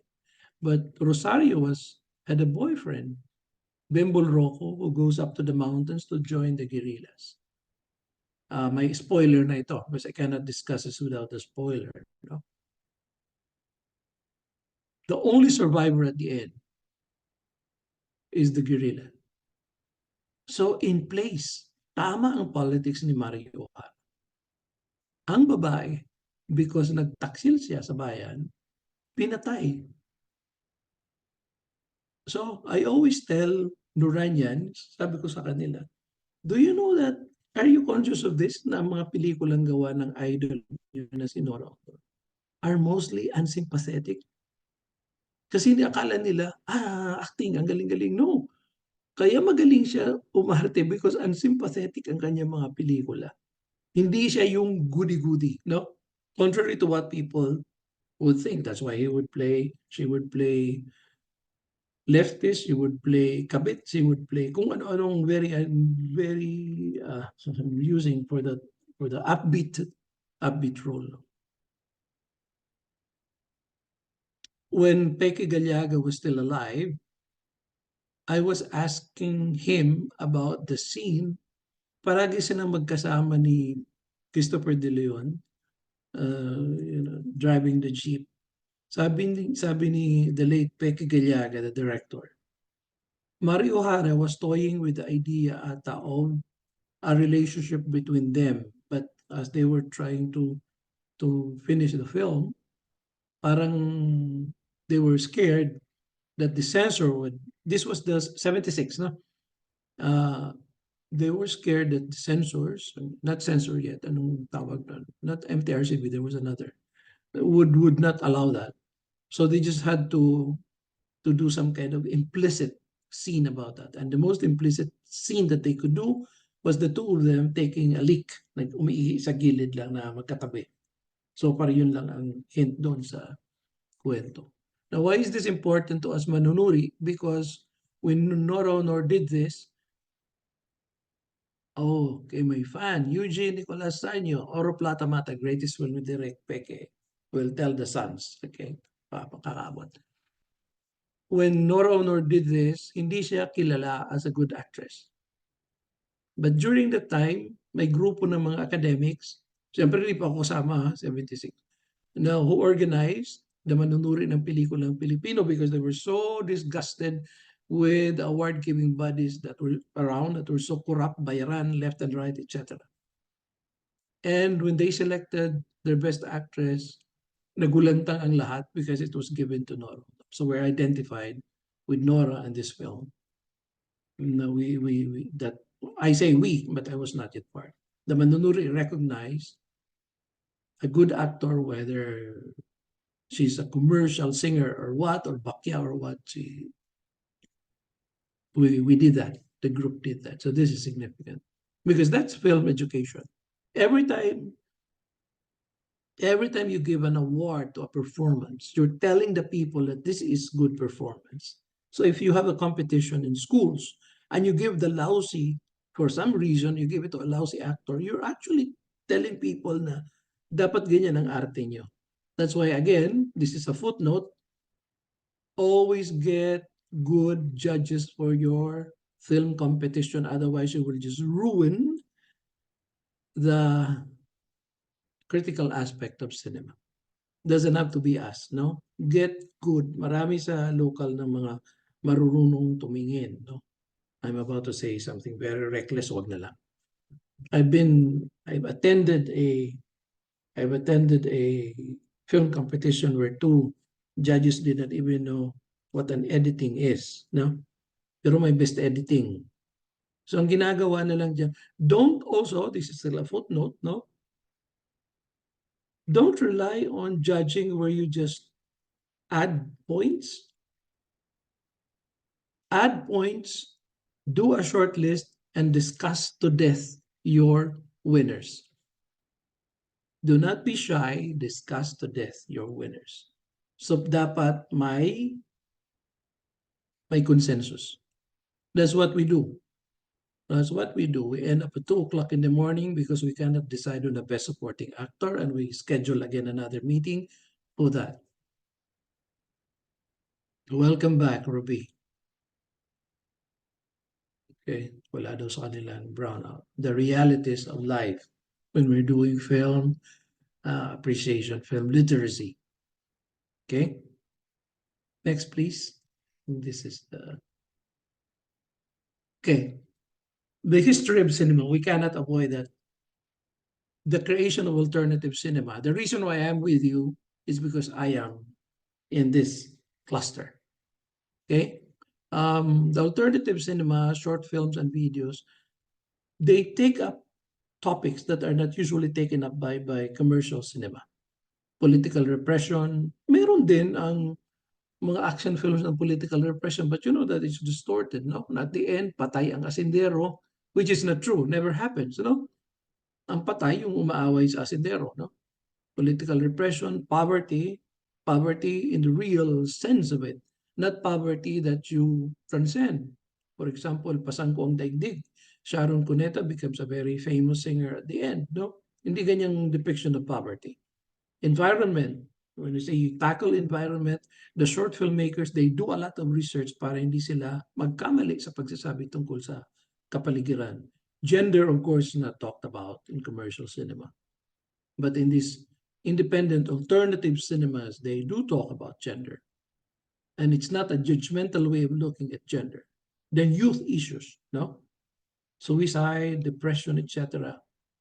It's not talk about, but it's not talk about in commercial cinema. But I'm also very careful about this, no? And later on, maybe I will listen to what your opinions are about this. I judged in a high school competition or regional competition.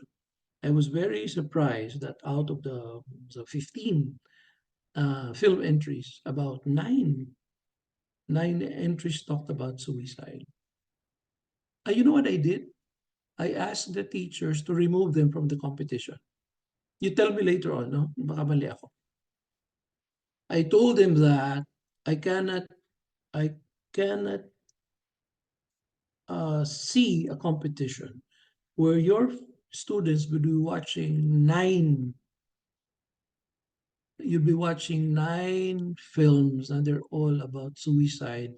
Nang depiction were just, thank you, Jill, was distorted notion of suicide. The scenes are all the same. I don't know why. Gigising ang bata, magme-makeup, mag-aayos, nagsuot ng puting baro. No? So, ano, saan kaya papunta siya? Maya-maya got a bottle puno-puno ng black tablets, drank all of it, and slept and died. Isa naman nagbihis, nagsuot ng kurbata, yun yung boy. Naligo pang isa naman, then later on, nagbigti. So, I always believe that cinemas, short films or whatever documentary should always have hope. Kahit na maliit na butil, there should always be have hope. Kung wala, wag na lang. Do something else, no? Kasi kahit naman kaya nga tayo nagde-demonstrate because we have hope that there will be changes. Kung wala tayong hope, di wag na. Just sit through the problems of society. So that's what I did, no? I intervened, no? And I said, talk with them at baka nagaya-gaya lang mga ito. Because they're thinking na because magpapakamatay, drama na siya. And because drama na siya, hysterical na siya, best actress na ito. That kind of distorted aspect of filmmaking. Next, please. I think this is quite the end of it. Okay. Ito para at least makita niyo kung ano yung sinasabi ni Nick Di Ocampo. And I hope I hope we could invite him. Gusto naman niya eh. Short films, documentaries, alam niyo yan of course. I'm encouraging you teachers to encourage your students to make documentaries. Kasi yung documentaries minsan, hindi na kailangan i-direct.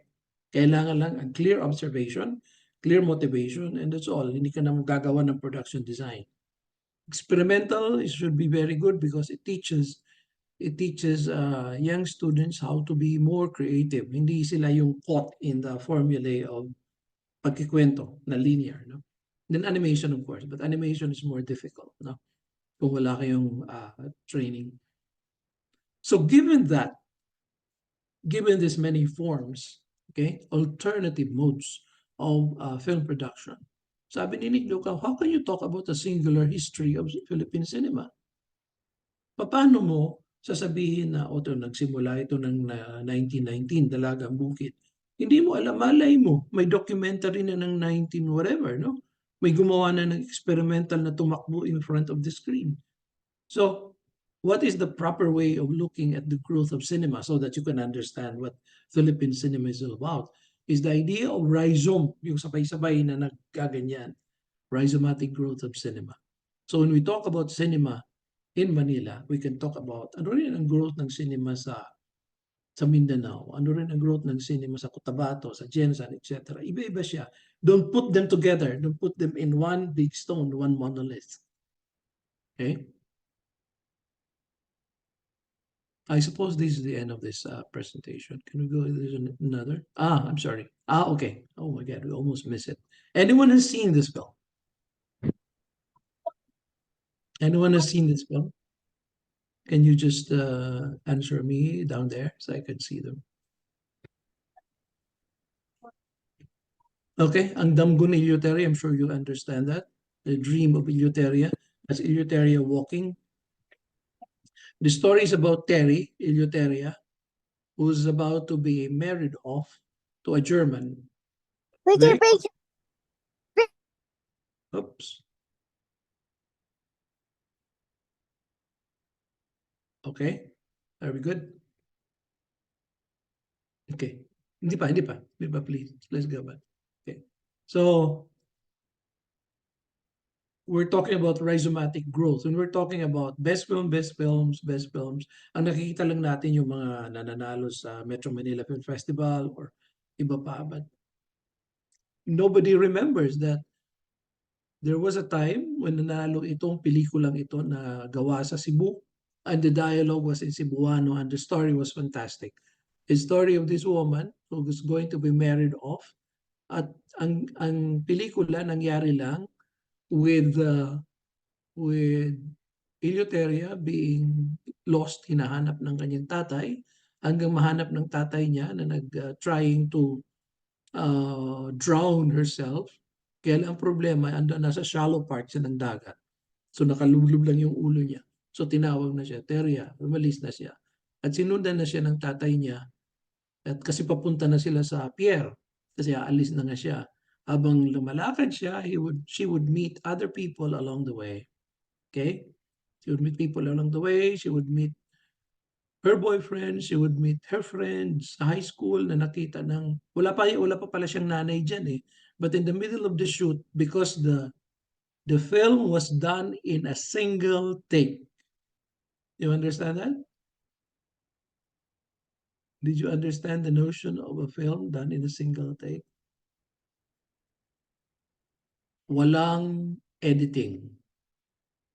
Dire-diretso ang camera, sinusundan siya pagkagaling sa may dagat, sa kalye, hanggang in the middle of the shoot, may nanay, nakikita niyo yung nakatayo sa poster, sabi nitong nanay kay Remton, sa director, sali mo naman ako.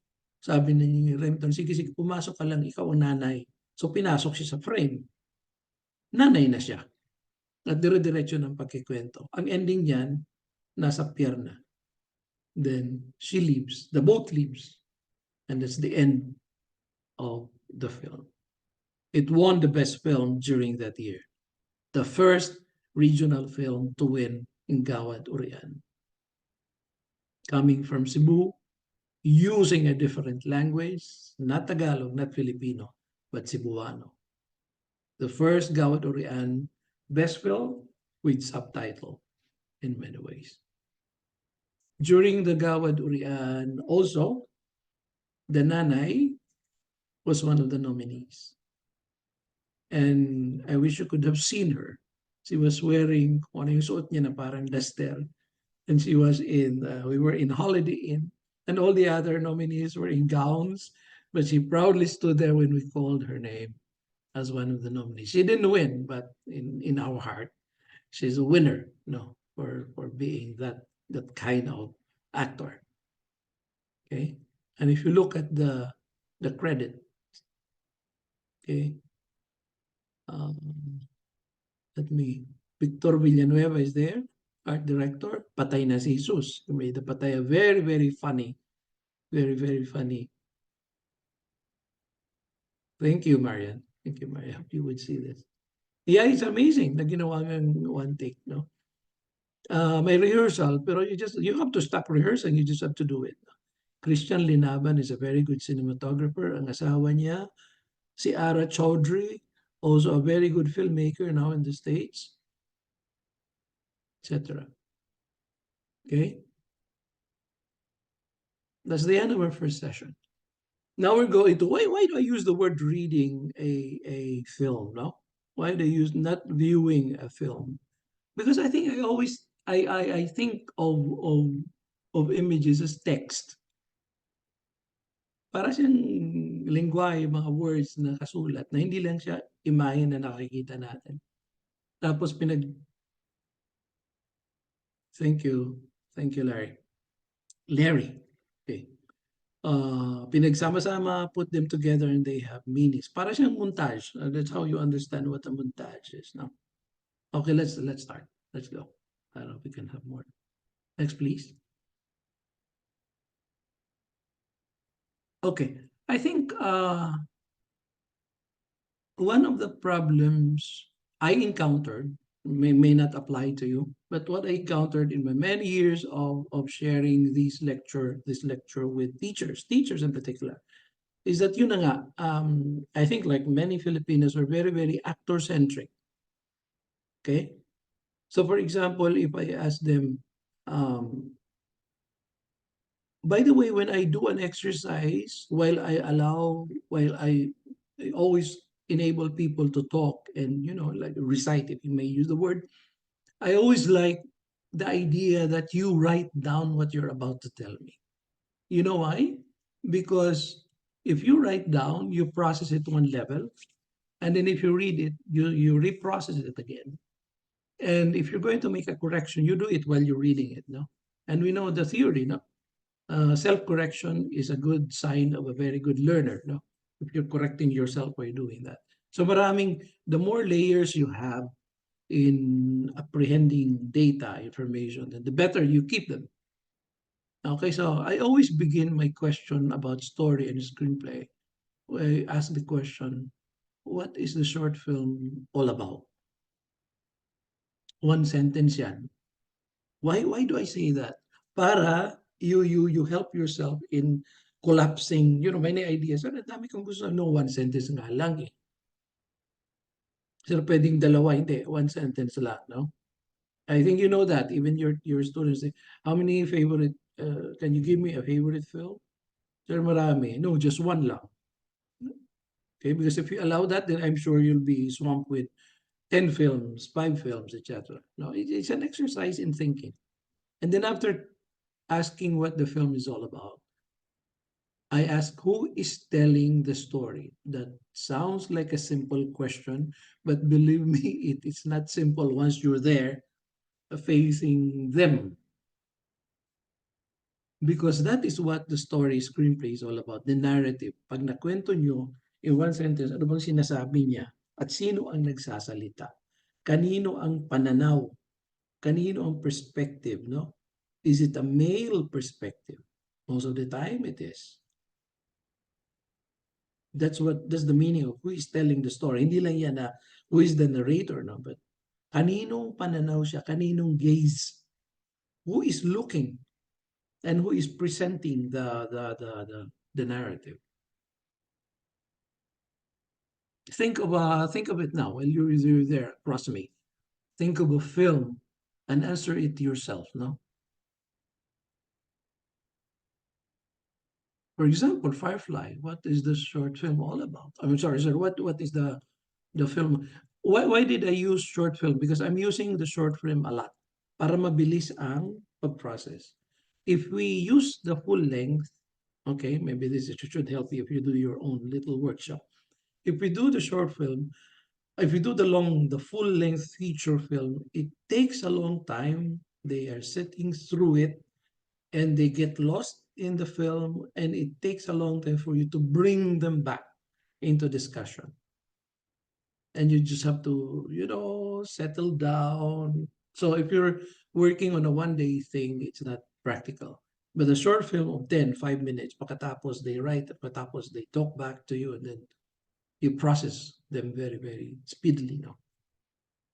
Then after I ask what is it all about and who's telling the story, whose perspective is involved, and when we say whose perspective is involved, papasok na yan dyan. For example, if it's poverty, tama ba ang pagpapakita ng kahirapan? No? Sir, parang hindi. At worse, the opposite side of that, no? Tama bang pagpapakita ng yaman? Do you observe, when Filipino films show rich people having breakfast? I'm sure you're laughing at where you are right now. Kasi alam niyo na, dapat may hotdog. Okay?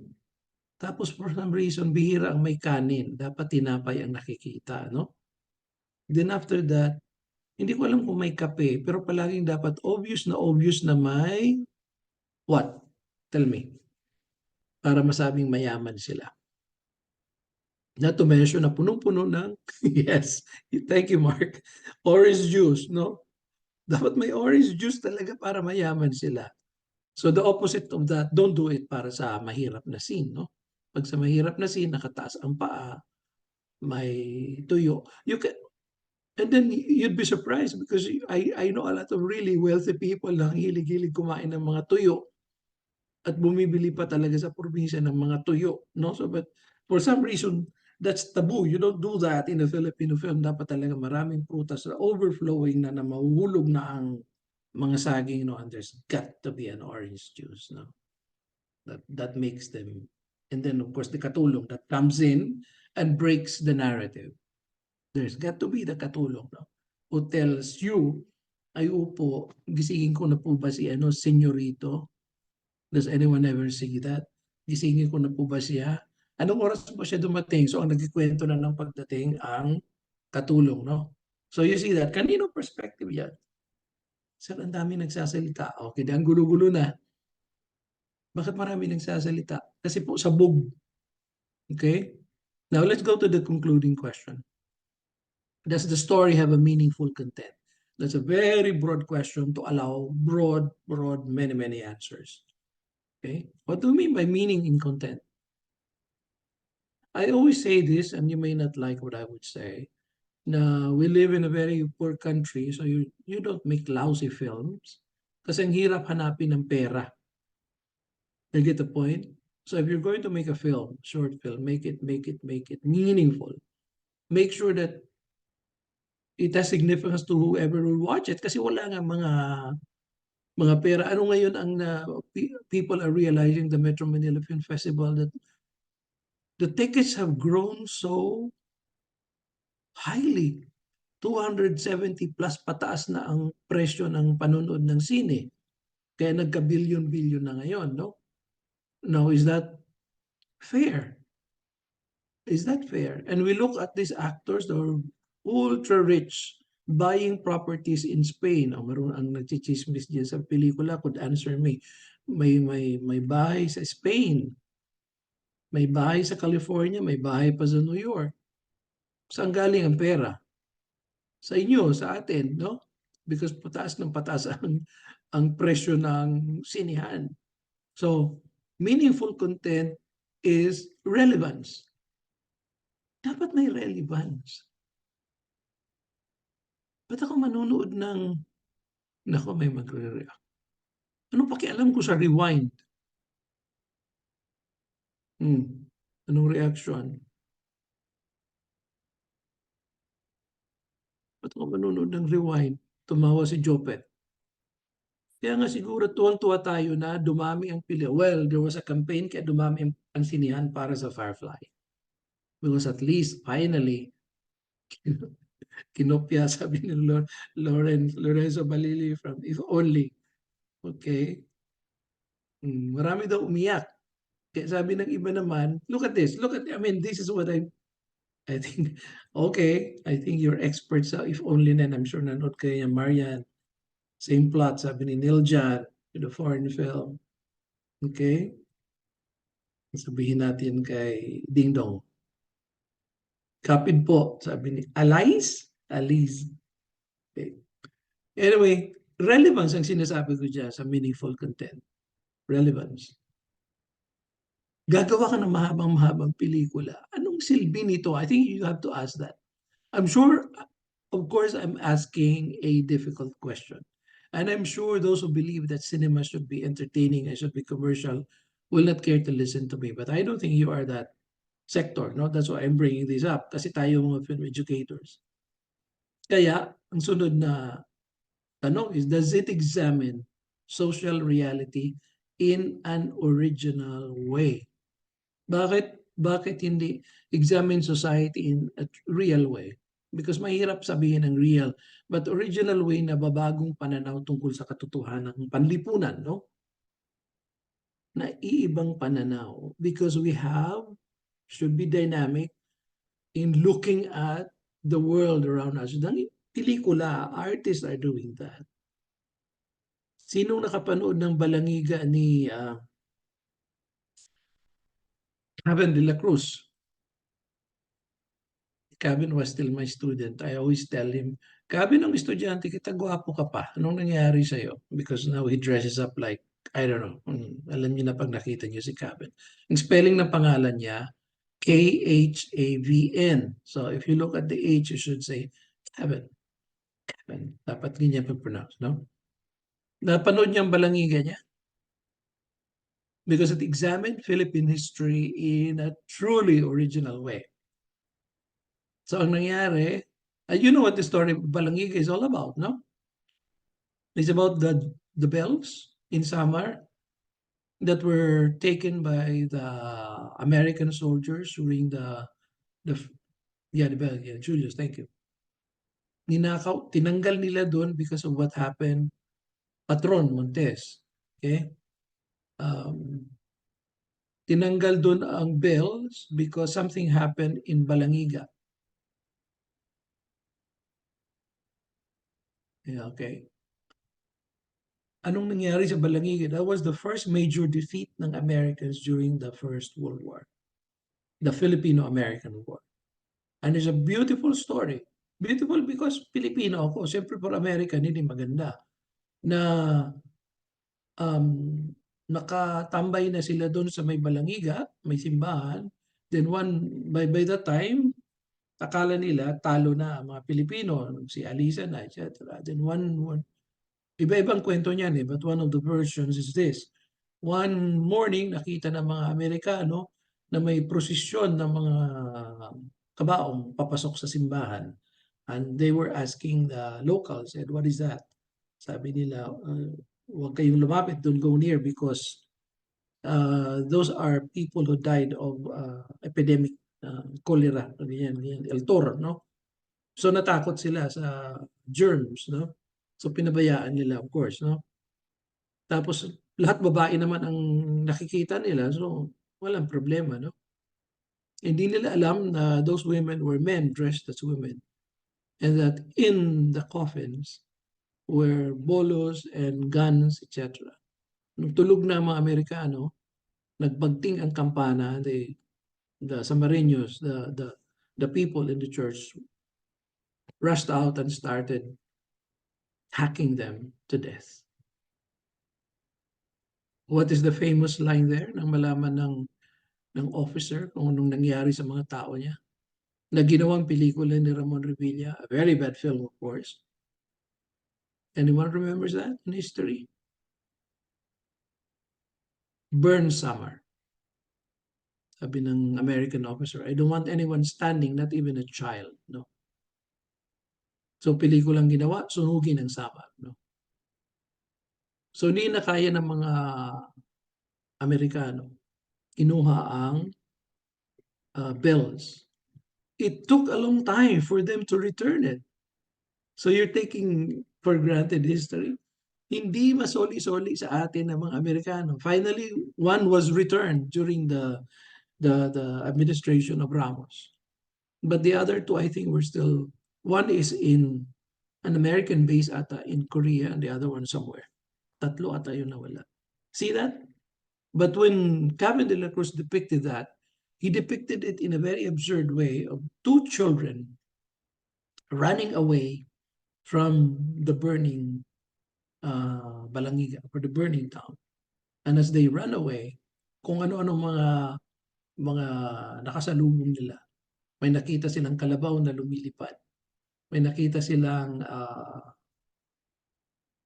balangiga. Cromwell, balangiga. Then may nakita silang Amerikano na tumakas doon, a fugitive, at pinatay nyo ng dalawang bata. No? And may mga tao from the circus running away from, so it's a very funny and amusing and at the same time absurd depiction of war. Why two children running away? Two children, ang isa baby ha? Because the victims of war are always women and children. And then also there's a friar there. Doon nagalit ang mga censor natin because the friar was played by Roxley, this experimental filmmaker. Na if you know him, what kind of art he does. A friar, na while praying Salve Regina, singing Salve Regina, which is Hail Holy Queen, okay, is masturbating. So what is that? It's a condemnation of the Spanish colonization. It's a condemnation of how the prayers and religion were taught to us through some very strange methodology. So you have a very brave film. Pero anong ginawa ng Cinema Evaluation Board? Binigyan ng 0 rating na hindi pwedeng appeal. But you know what they do? If you're given a B, you're given a 50% what do you call this? Refund of the taxes. If you're given an A, you're given 100%. Can you imagine that? Hindi maka-appeal. But something else happened. Pagdating sa amin, we declared it Best Picture. So while we're trying to tell the evaluation board, hindi kayo marunong magbasa ng pelikula. So we're confronting them. We're not scared of them because critics should not be scared of anyone as long as you believe in what you're doing. Okay? So does it examine social reality in an original way? Of course, yes. Okay, yes, noted, Jill. Okay, let's go to the next. Okay, sound design. Sino sa inyo mahilig sa music, no? Ito, I find this very strange na when teachers teach film education literacy, nakakalimutan ng music, no? Na alam kong maraming teachers ang magaling magturo ng music. For some reason, parang ginaganon nila kasi film ito. But I think it's very important what kind of music is used. What does the music do to the scenes? Now, let me tell you, may certain biases din ang ano. You know why nananalo sa amin ang mga Mindanaoan films? Because we believe that, when you make this local music, these are very original sound. And when you show them to other people, nakikita na, meron din palang ganitong tunog ang Pilipinas, no? Because we're always treated as, hybrid tayo palagi. Then you listen to these other sounds. I think the sounds of Arby Barbarona, the sounds of Bagani Piola, and when we say music, when we say sounds, we're not just talking about Western music. We're talking about organic sounds. We're talking about natural sounds. Okay? And these are exercises, if you look at it. I asked this during the workshop. Then look at the third question. Is silence a sound? Sir, wala pong sound. Wala pong music.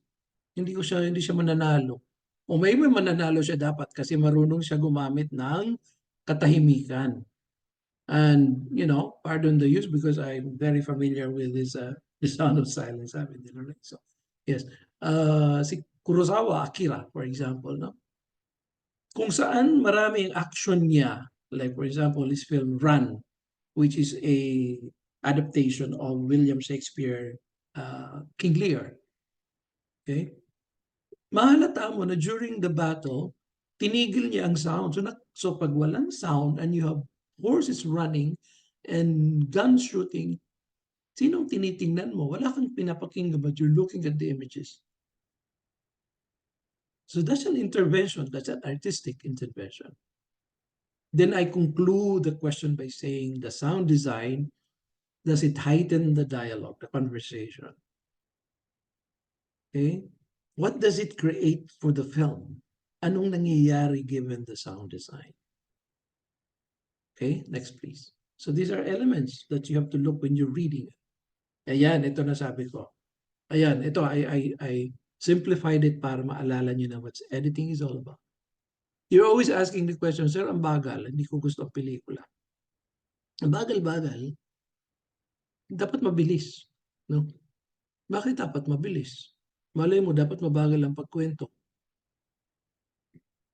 Okay? Quiet Place by Neil Young. Yes, that's an interesting example.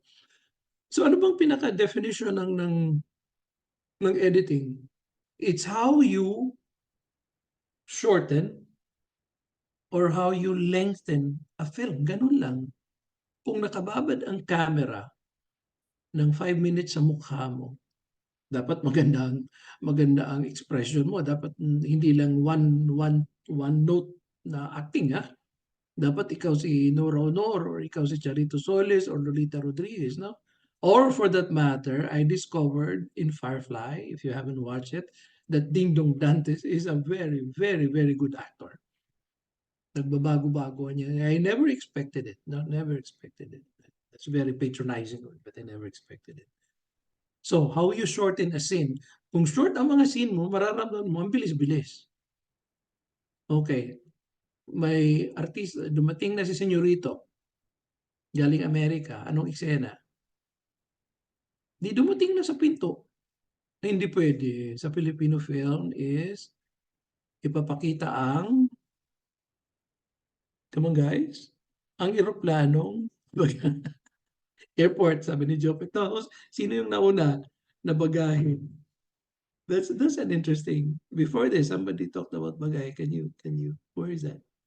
Sabi niya, close up ng bagahe muna. Pwede rin. Tapos close up ng paa. Then gagalaw ang camera. Ay, guwapo si Sir. Galing sa Amerika. We always love that. Pag galing sa Amerika, gumaganda, gumagwapo, pumuputi. No, but ang nangyayari sa ating pelikula, punta sa airport, papakitang bababa ang eroplano, that particular plane talaga makikitang bababa, magta-taxi, etc. At lalabas sa may pinto papunta doon, embrace, embrace, embrace, and for some reason nakapasok, siyempre mayaman nakapasok. Eh. Then drive through the porch, bababa, nakalinya mga katulong. Sabi ni Mark, mamaya na may inlove ang katulong pag matagal na, naka-shades. So, sabi ni Maria. So, ang haba-haba, no? Hindi tayo pwedeng, in fact, pwede nang gumising na in the morning at humarap na sa breakfast table and said, it's good to see you back. Anak ko, ganyan, ganyan. Pwede na, di ba? So, how was Michigan? Pwede na yun, di ba? So, mabilis. But if you extend it, that's kind of editing also. Sino nakapanood ng pelikula ni Love Diaz? Lavdiaz, Love Diaz. Anyone's watched? Anyone, please? Wala kayong pasensya kung hindi ko napanood. So, ano mga films ni Love Diaz? The shortest is 3.5, no? That's the shortest. Kapag wala nang mga Agos, which was our best film this year sa Gawa. Pero if you want more of his films, he did a film about Typhoon Riming in Bicol, but the writer was from Davao. I'm trying to check who he is. Oh no, Love Diaz is from Davao mismo. Tama ba ako? Or Jensa? Somewhere there, no? Kagadanan sa banwaan ng mga engkanto, Death in the Land of Enchanted Beings. 9 hours. Anatomiya ng Pamilyang Pilipino, 12 hours. Melancholia, 11 hours. Kaya? Who wants to watch? Now, what kind of editing is that? That's what editing is all about. Then we'll go back to Damgon Ilioteria. No editing. So kahit gusto namin siyang bigyan ng, there was a discussion, no? Do we give him good editing kasi magandang pagka-edit niya na dire-diretso? Or hindi na? We decided not to. Parang we're belaboring the idea of editing. Let's go to the next.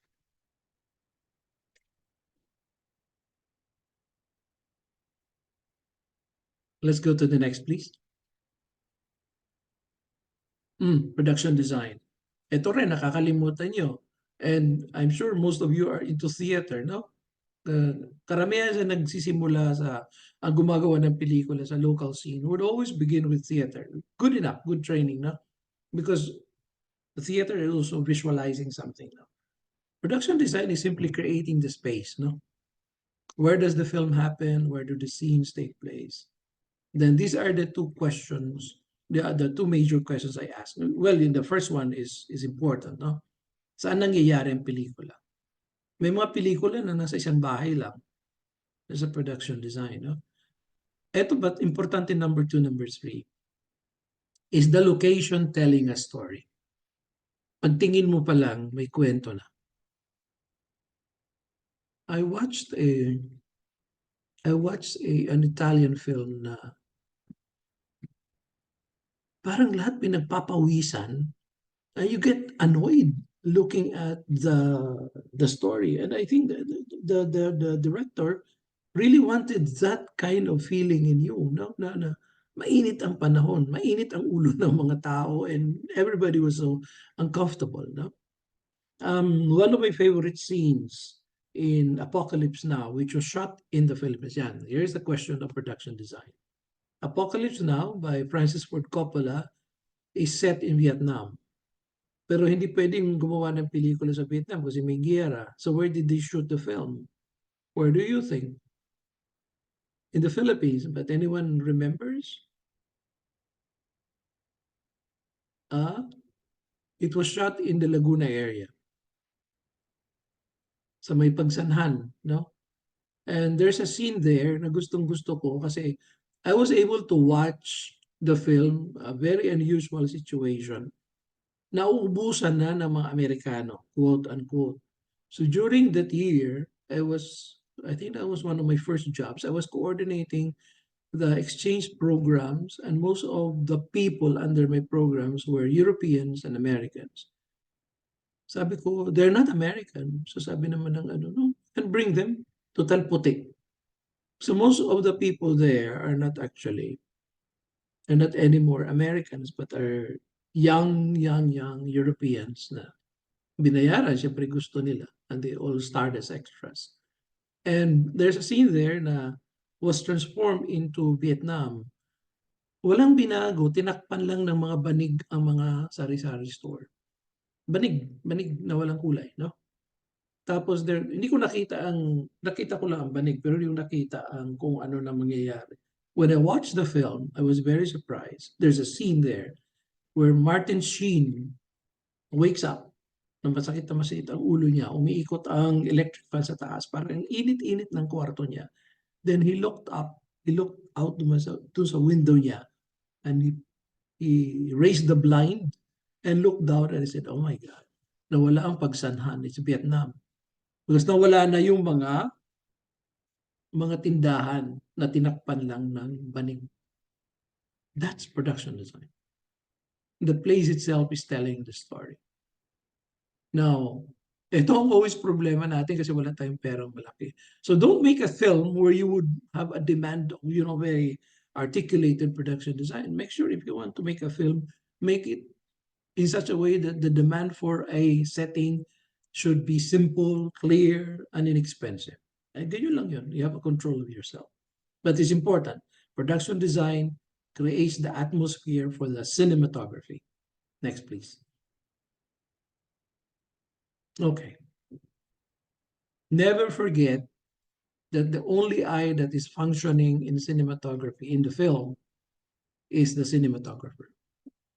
And he uses that eye by means of the visual, the cinematographer. Hindi natin mata ang gumagana, but ang mata niya. Basically. Of course, the interpretation comes in afterwards. But he rules us. Kaya nga importante ang relationship ng director and cinematographer. And the name has changed. They're now called director of photography. And ultimately my question is that, who really determines the visual of the film? Paano kung director ka at hindi ka marunong sa camera? Which happens, ha? Tapos may kausap ka ang teacher na magaling sa photography. Who is now the maker of the film? And what makes a good cinematography? What is ultimately a good cinematography? There are many questions, but these are just the elements, no? Dadaanan natin ito, we cannot dwell much on it. Next, please. Okay, here's the question. Okay, is the cinematography good? Is it beautiful? Why? So yung beautiful na yun is a catch uh, is a question that is a trick question because it's not really referring to beauty per se, but it how the director of photography is able to capture the visuals of the story, which may not look beautiful on screen. So it's only good, sabi dyan, if it serves the vision of the director. Then when you have cinematography, again, like the story, you ask the question, who is looking? Of course, it's cinematographer. But what kind of vision is he using? Is it a male gaze or a female gaze or a transgender way of looking at things, etc.? What is happening in the Philippine cinema? The women are abused because the director has a way of looking at a woman on screen. Okay, there's almost an anger in the depiction of the woman on screen. I remember when Broca, Lilo Broca, the very good director, national artist for cinema, was when his fortune was rising. Maraming nagtatanong, sabi nila, bakit napaka-negative ng depiction ng babae sa pelikula ni Broca? Have you ever thought of that? Yung visualizing niya ng mga babae. So who is looking? In the 70s and primarily in the 70s and 80s, mga pelikulang Pilipino, medyo naging, okay, Jopet, Maynila sa mga kuko ng liwanag. Yeah, let's talk about that. Maynila sa kuko ng mga liwanag. The cinematographer there is, who remembers, Mike De Leon. Big deal, no? Anong opening dyan? Nakatago ang camera. Nakatago ang camera because Broca wanted to capture how Chinatown Binondo really looked like pag walang intervention ng tao.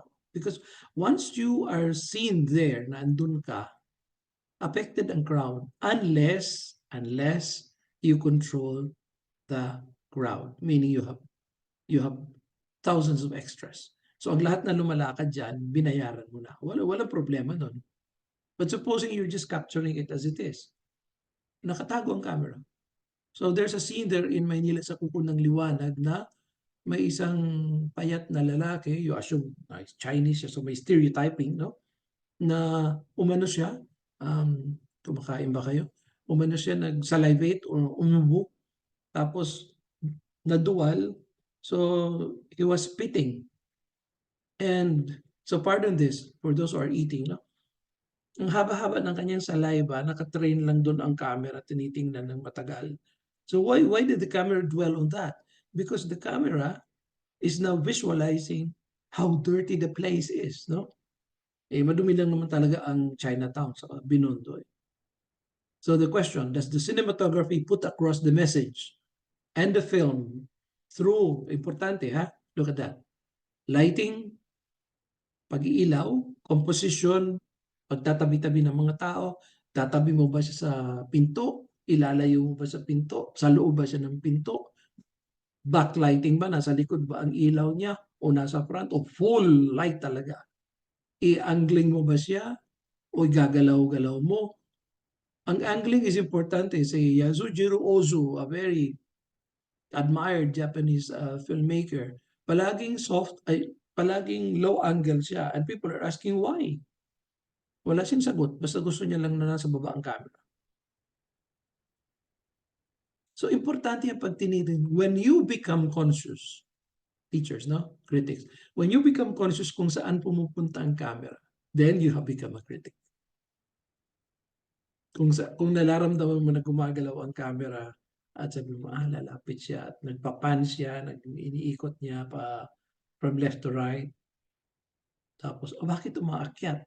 If you become conscious of that, then you have become critical of the film. Then you become also, you have stopped enjoying a film.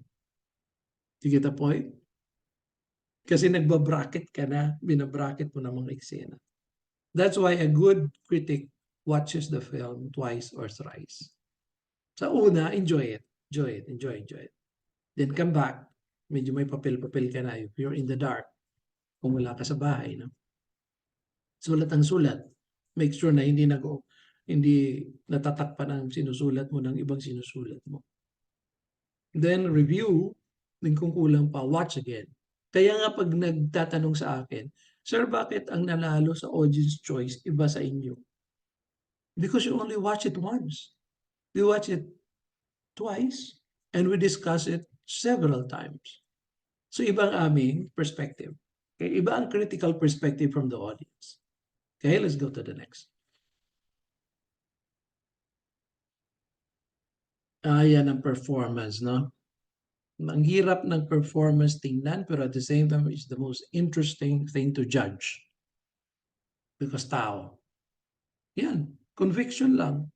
Kumusta ang acting niya? Do you believe in how he or she is performing the character? Simple as that. Na-convince ka pa? Hindi. Bakit hindi ka na-convince? Hindi bagay sa kanya ang role. Is that a valid judgment? Yes. Yes. Hindi bagay sa kanya. And for some reason, that's the end of the performance. Okay? Are the motives behind the action, gestures, decision? Bakit siya tumalikod? Are they clear? Are they clear ba? Kasi if you're doing theater, di ba?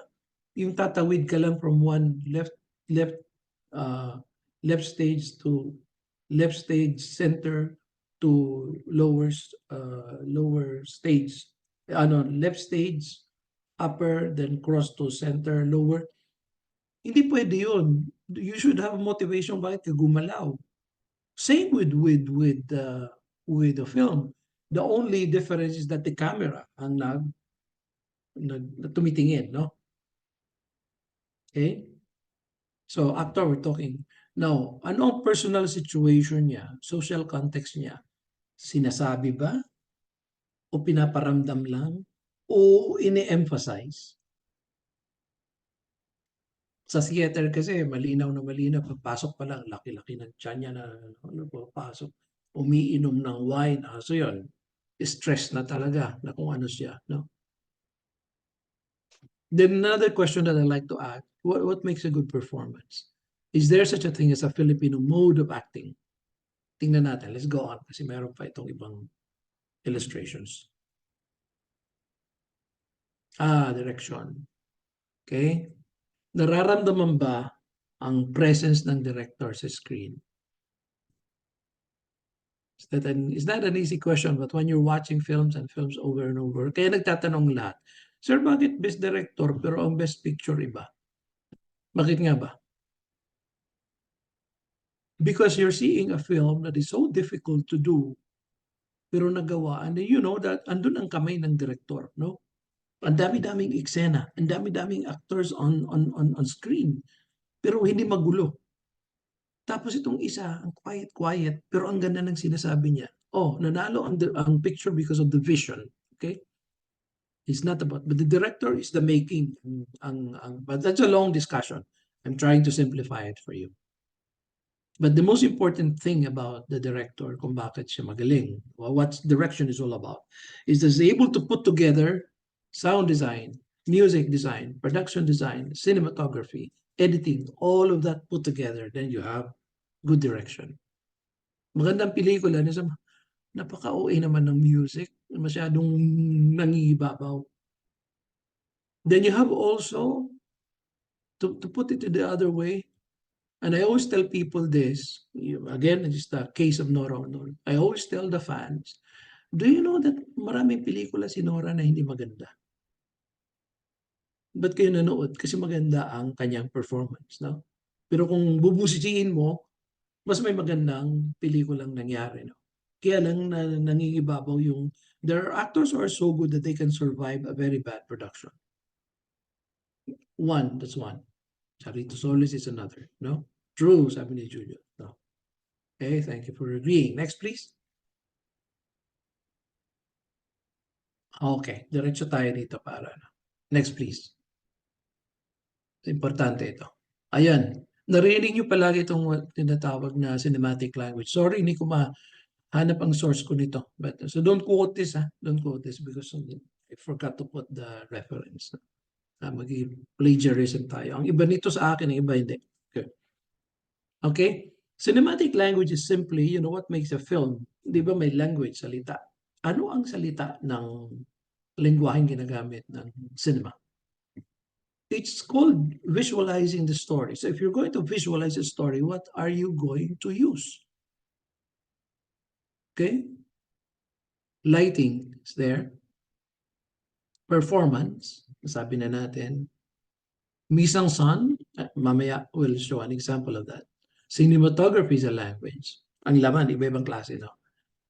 Editing and more. Sa cinematography, anong techniques na magagamit for the visualizing? Close up, medium shot. When the camera goes very, very close to the eyes of the character. Di ba nang nakikita tayo yung mga European films na parang akala mo papasok na sa mata at naiiwan na lang yung pupil nakikita mo. Asan ang mind mo? Where does your mind go? Inside the head of the character. That's a language. Editing is also a language. Let's go to the next.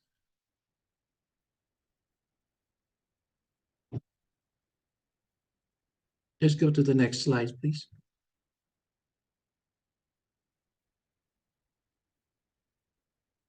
Okay, just to clarify it, it's there for you.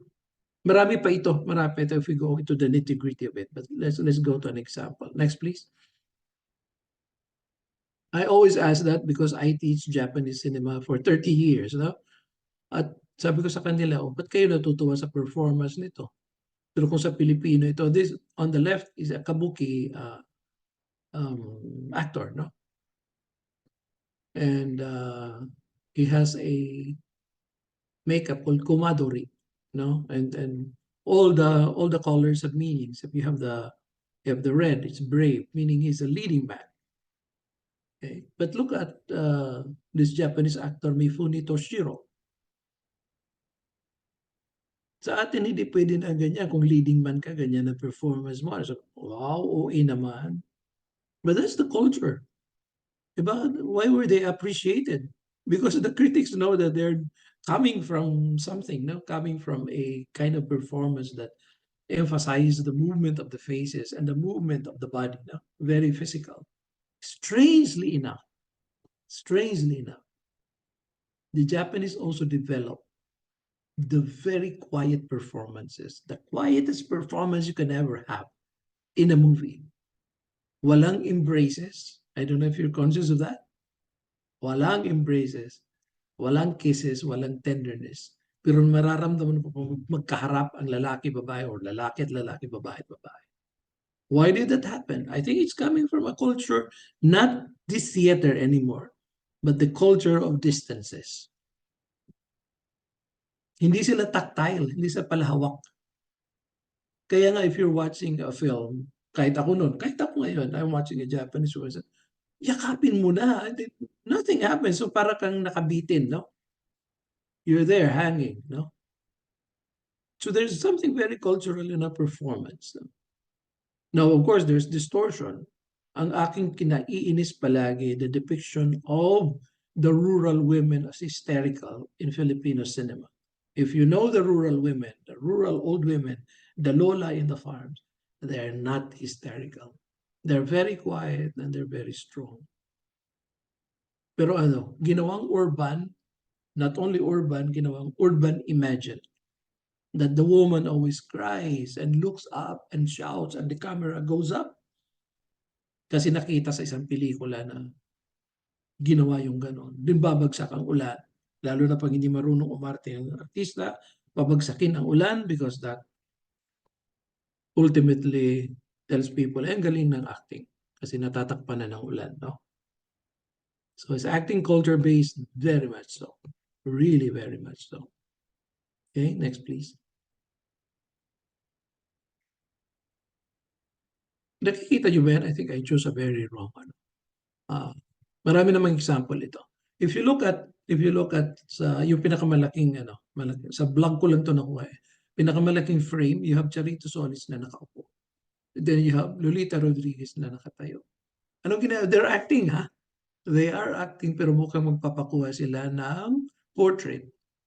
The story is Inakapatid Anak, the original, kasi ginawa siyang remake siya ng ABS-CBN, a very bad remake, no?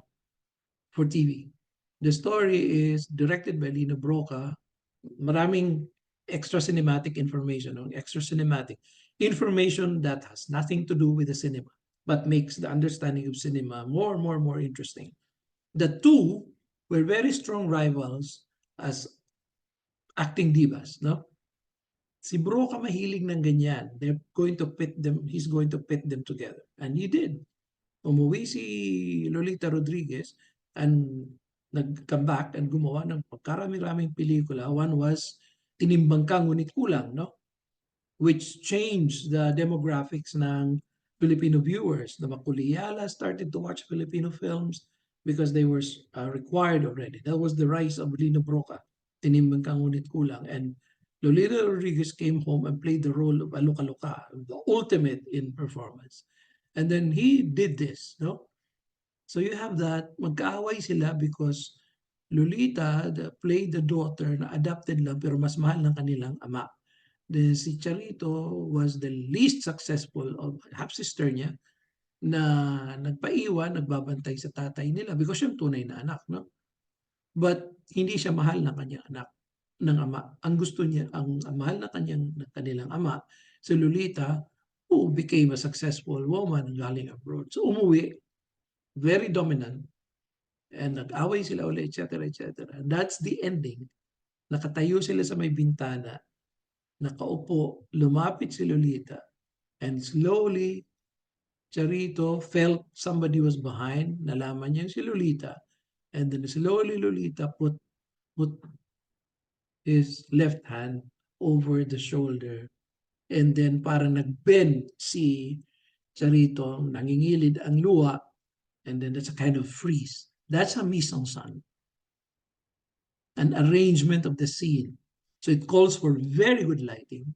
It calls for very good extreme character. Dapat magaling ang mga artista mo para ka mag-mise en scène. Ang ganda ng lighting, ang ganda ng production design, etc. No? Ang ending niyan, bababa si Lolita at mag-wave sa kay Charito. There's reconciliation, a very kind of bittersweet reconciliation. Let's go to another illustration. This is from Mad Woman of Sheo. It's kanino ba itong ano? It's a French film made into a Hollywood film. That's Katharine Hepburn. I think the only Hollywood actress who won Oscar 3 times, and that's Danny Kaye. Makikita mo na para silang portrait, no? Everything is perfect. Pinaupo and costume and tinabihan ng basura because Danny Kaye is a rag picker, basurero. So all these artifice happening now. Okay, ang story nito is very interesting. Ay Jean Giraudoux, no? It was Jean Giraudoux. The story is about a woman who is mad, according to some people, because she still dresses up like that. And this was already 1950s, 60s, no? And then tatlo silang babaeng lahat baliw, no? And they're talking among themselves. And they were so angry because sabi nila Paris is changing, the capitalists have taken over, and they decided to kill the capitalists. And you know how they killed the capitalists? She brought oil from the lamp at pinakita niya dun sa kapitalista who thought sa bahay niya sa ilalim may oil deposit. So pumasok sa ilalim at nakulong, sinara niya, and the idea is they all perished. But before that, there was a kind of trial. Gusto nilang i-try para maging fair. They tried the capitalist and wala naman, hindi nila pwede maimbita sa kanilang court. Ang ginawa, Danny Kaye, the basurero, played the role of the capitalist in a beautiful performance. Okay? And of course, he was indicted as guilty. That's why they had to go there and entice, seduce the capitalists to go with them and die. Mad Woman of Sheo. That's a very good mise en scène. Okay? Parang drawing, no? Parang drawing. Okay, next please. Okay. Kanina ko pa pinag-usapan si Ozu. Sabi nila, the saddest scene, let me drink water. The saddest scene in movie history is this one. The father is returning home from a wedding. Ang nangyari kasi, may anak siyang parang nasa 30 ng edad. Siya naman is widow. And ayaw mag-asawa ng kanyang anak. Okay? But then, gusto niya mag-asawa na because I mean, naawa siya, no? So finally, of course, nakapag-asawa nga niya ang anak. And this is the last scene. Galing na siya sa wedding. Pag uwi niya, may bantay ang bahay nila. Then, pasok siya. That's the house. Pasok siya. Wala ng tao. Wala ng kanyang anak. Kasi nasa bahay na. Next scene, please. Then, ayan, naupo siya. Nakita niya may apple sa tabi, may knife. Started to peel. Very quietly. Very, matagal yan. Matagal yan. Quietly. Next scene. Then, pinakita yan. And then, balik-balik. Pinakita yan. Okay. That's the end of the film. Ang lungkot-lungkot. Walang umiyak. Hindi umiyak ang character. Ang nakikita mong umiyak ang apple na nagde-drip. So it's a combination of all the techniques it covers, cinematography, mise-en-scène, lighting, production design, character, acting, etc. The title is Late Spring. Late na ang pagmumukadkad kasi tumatanda na kanya.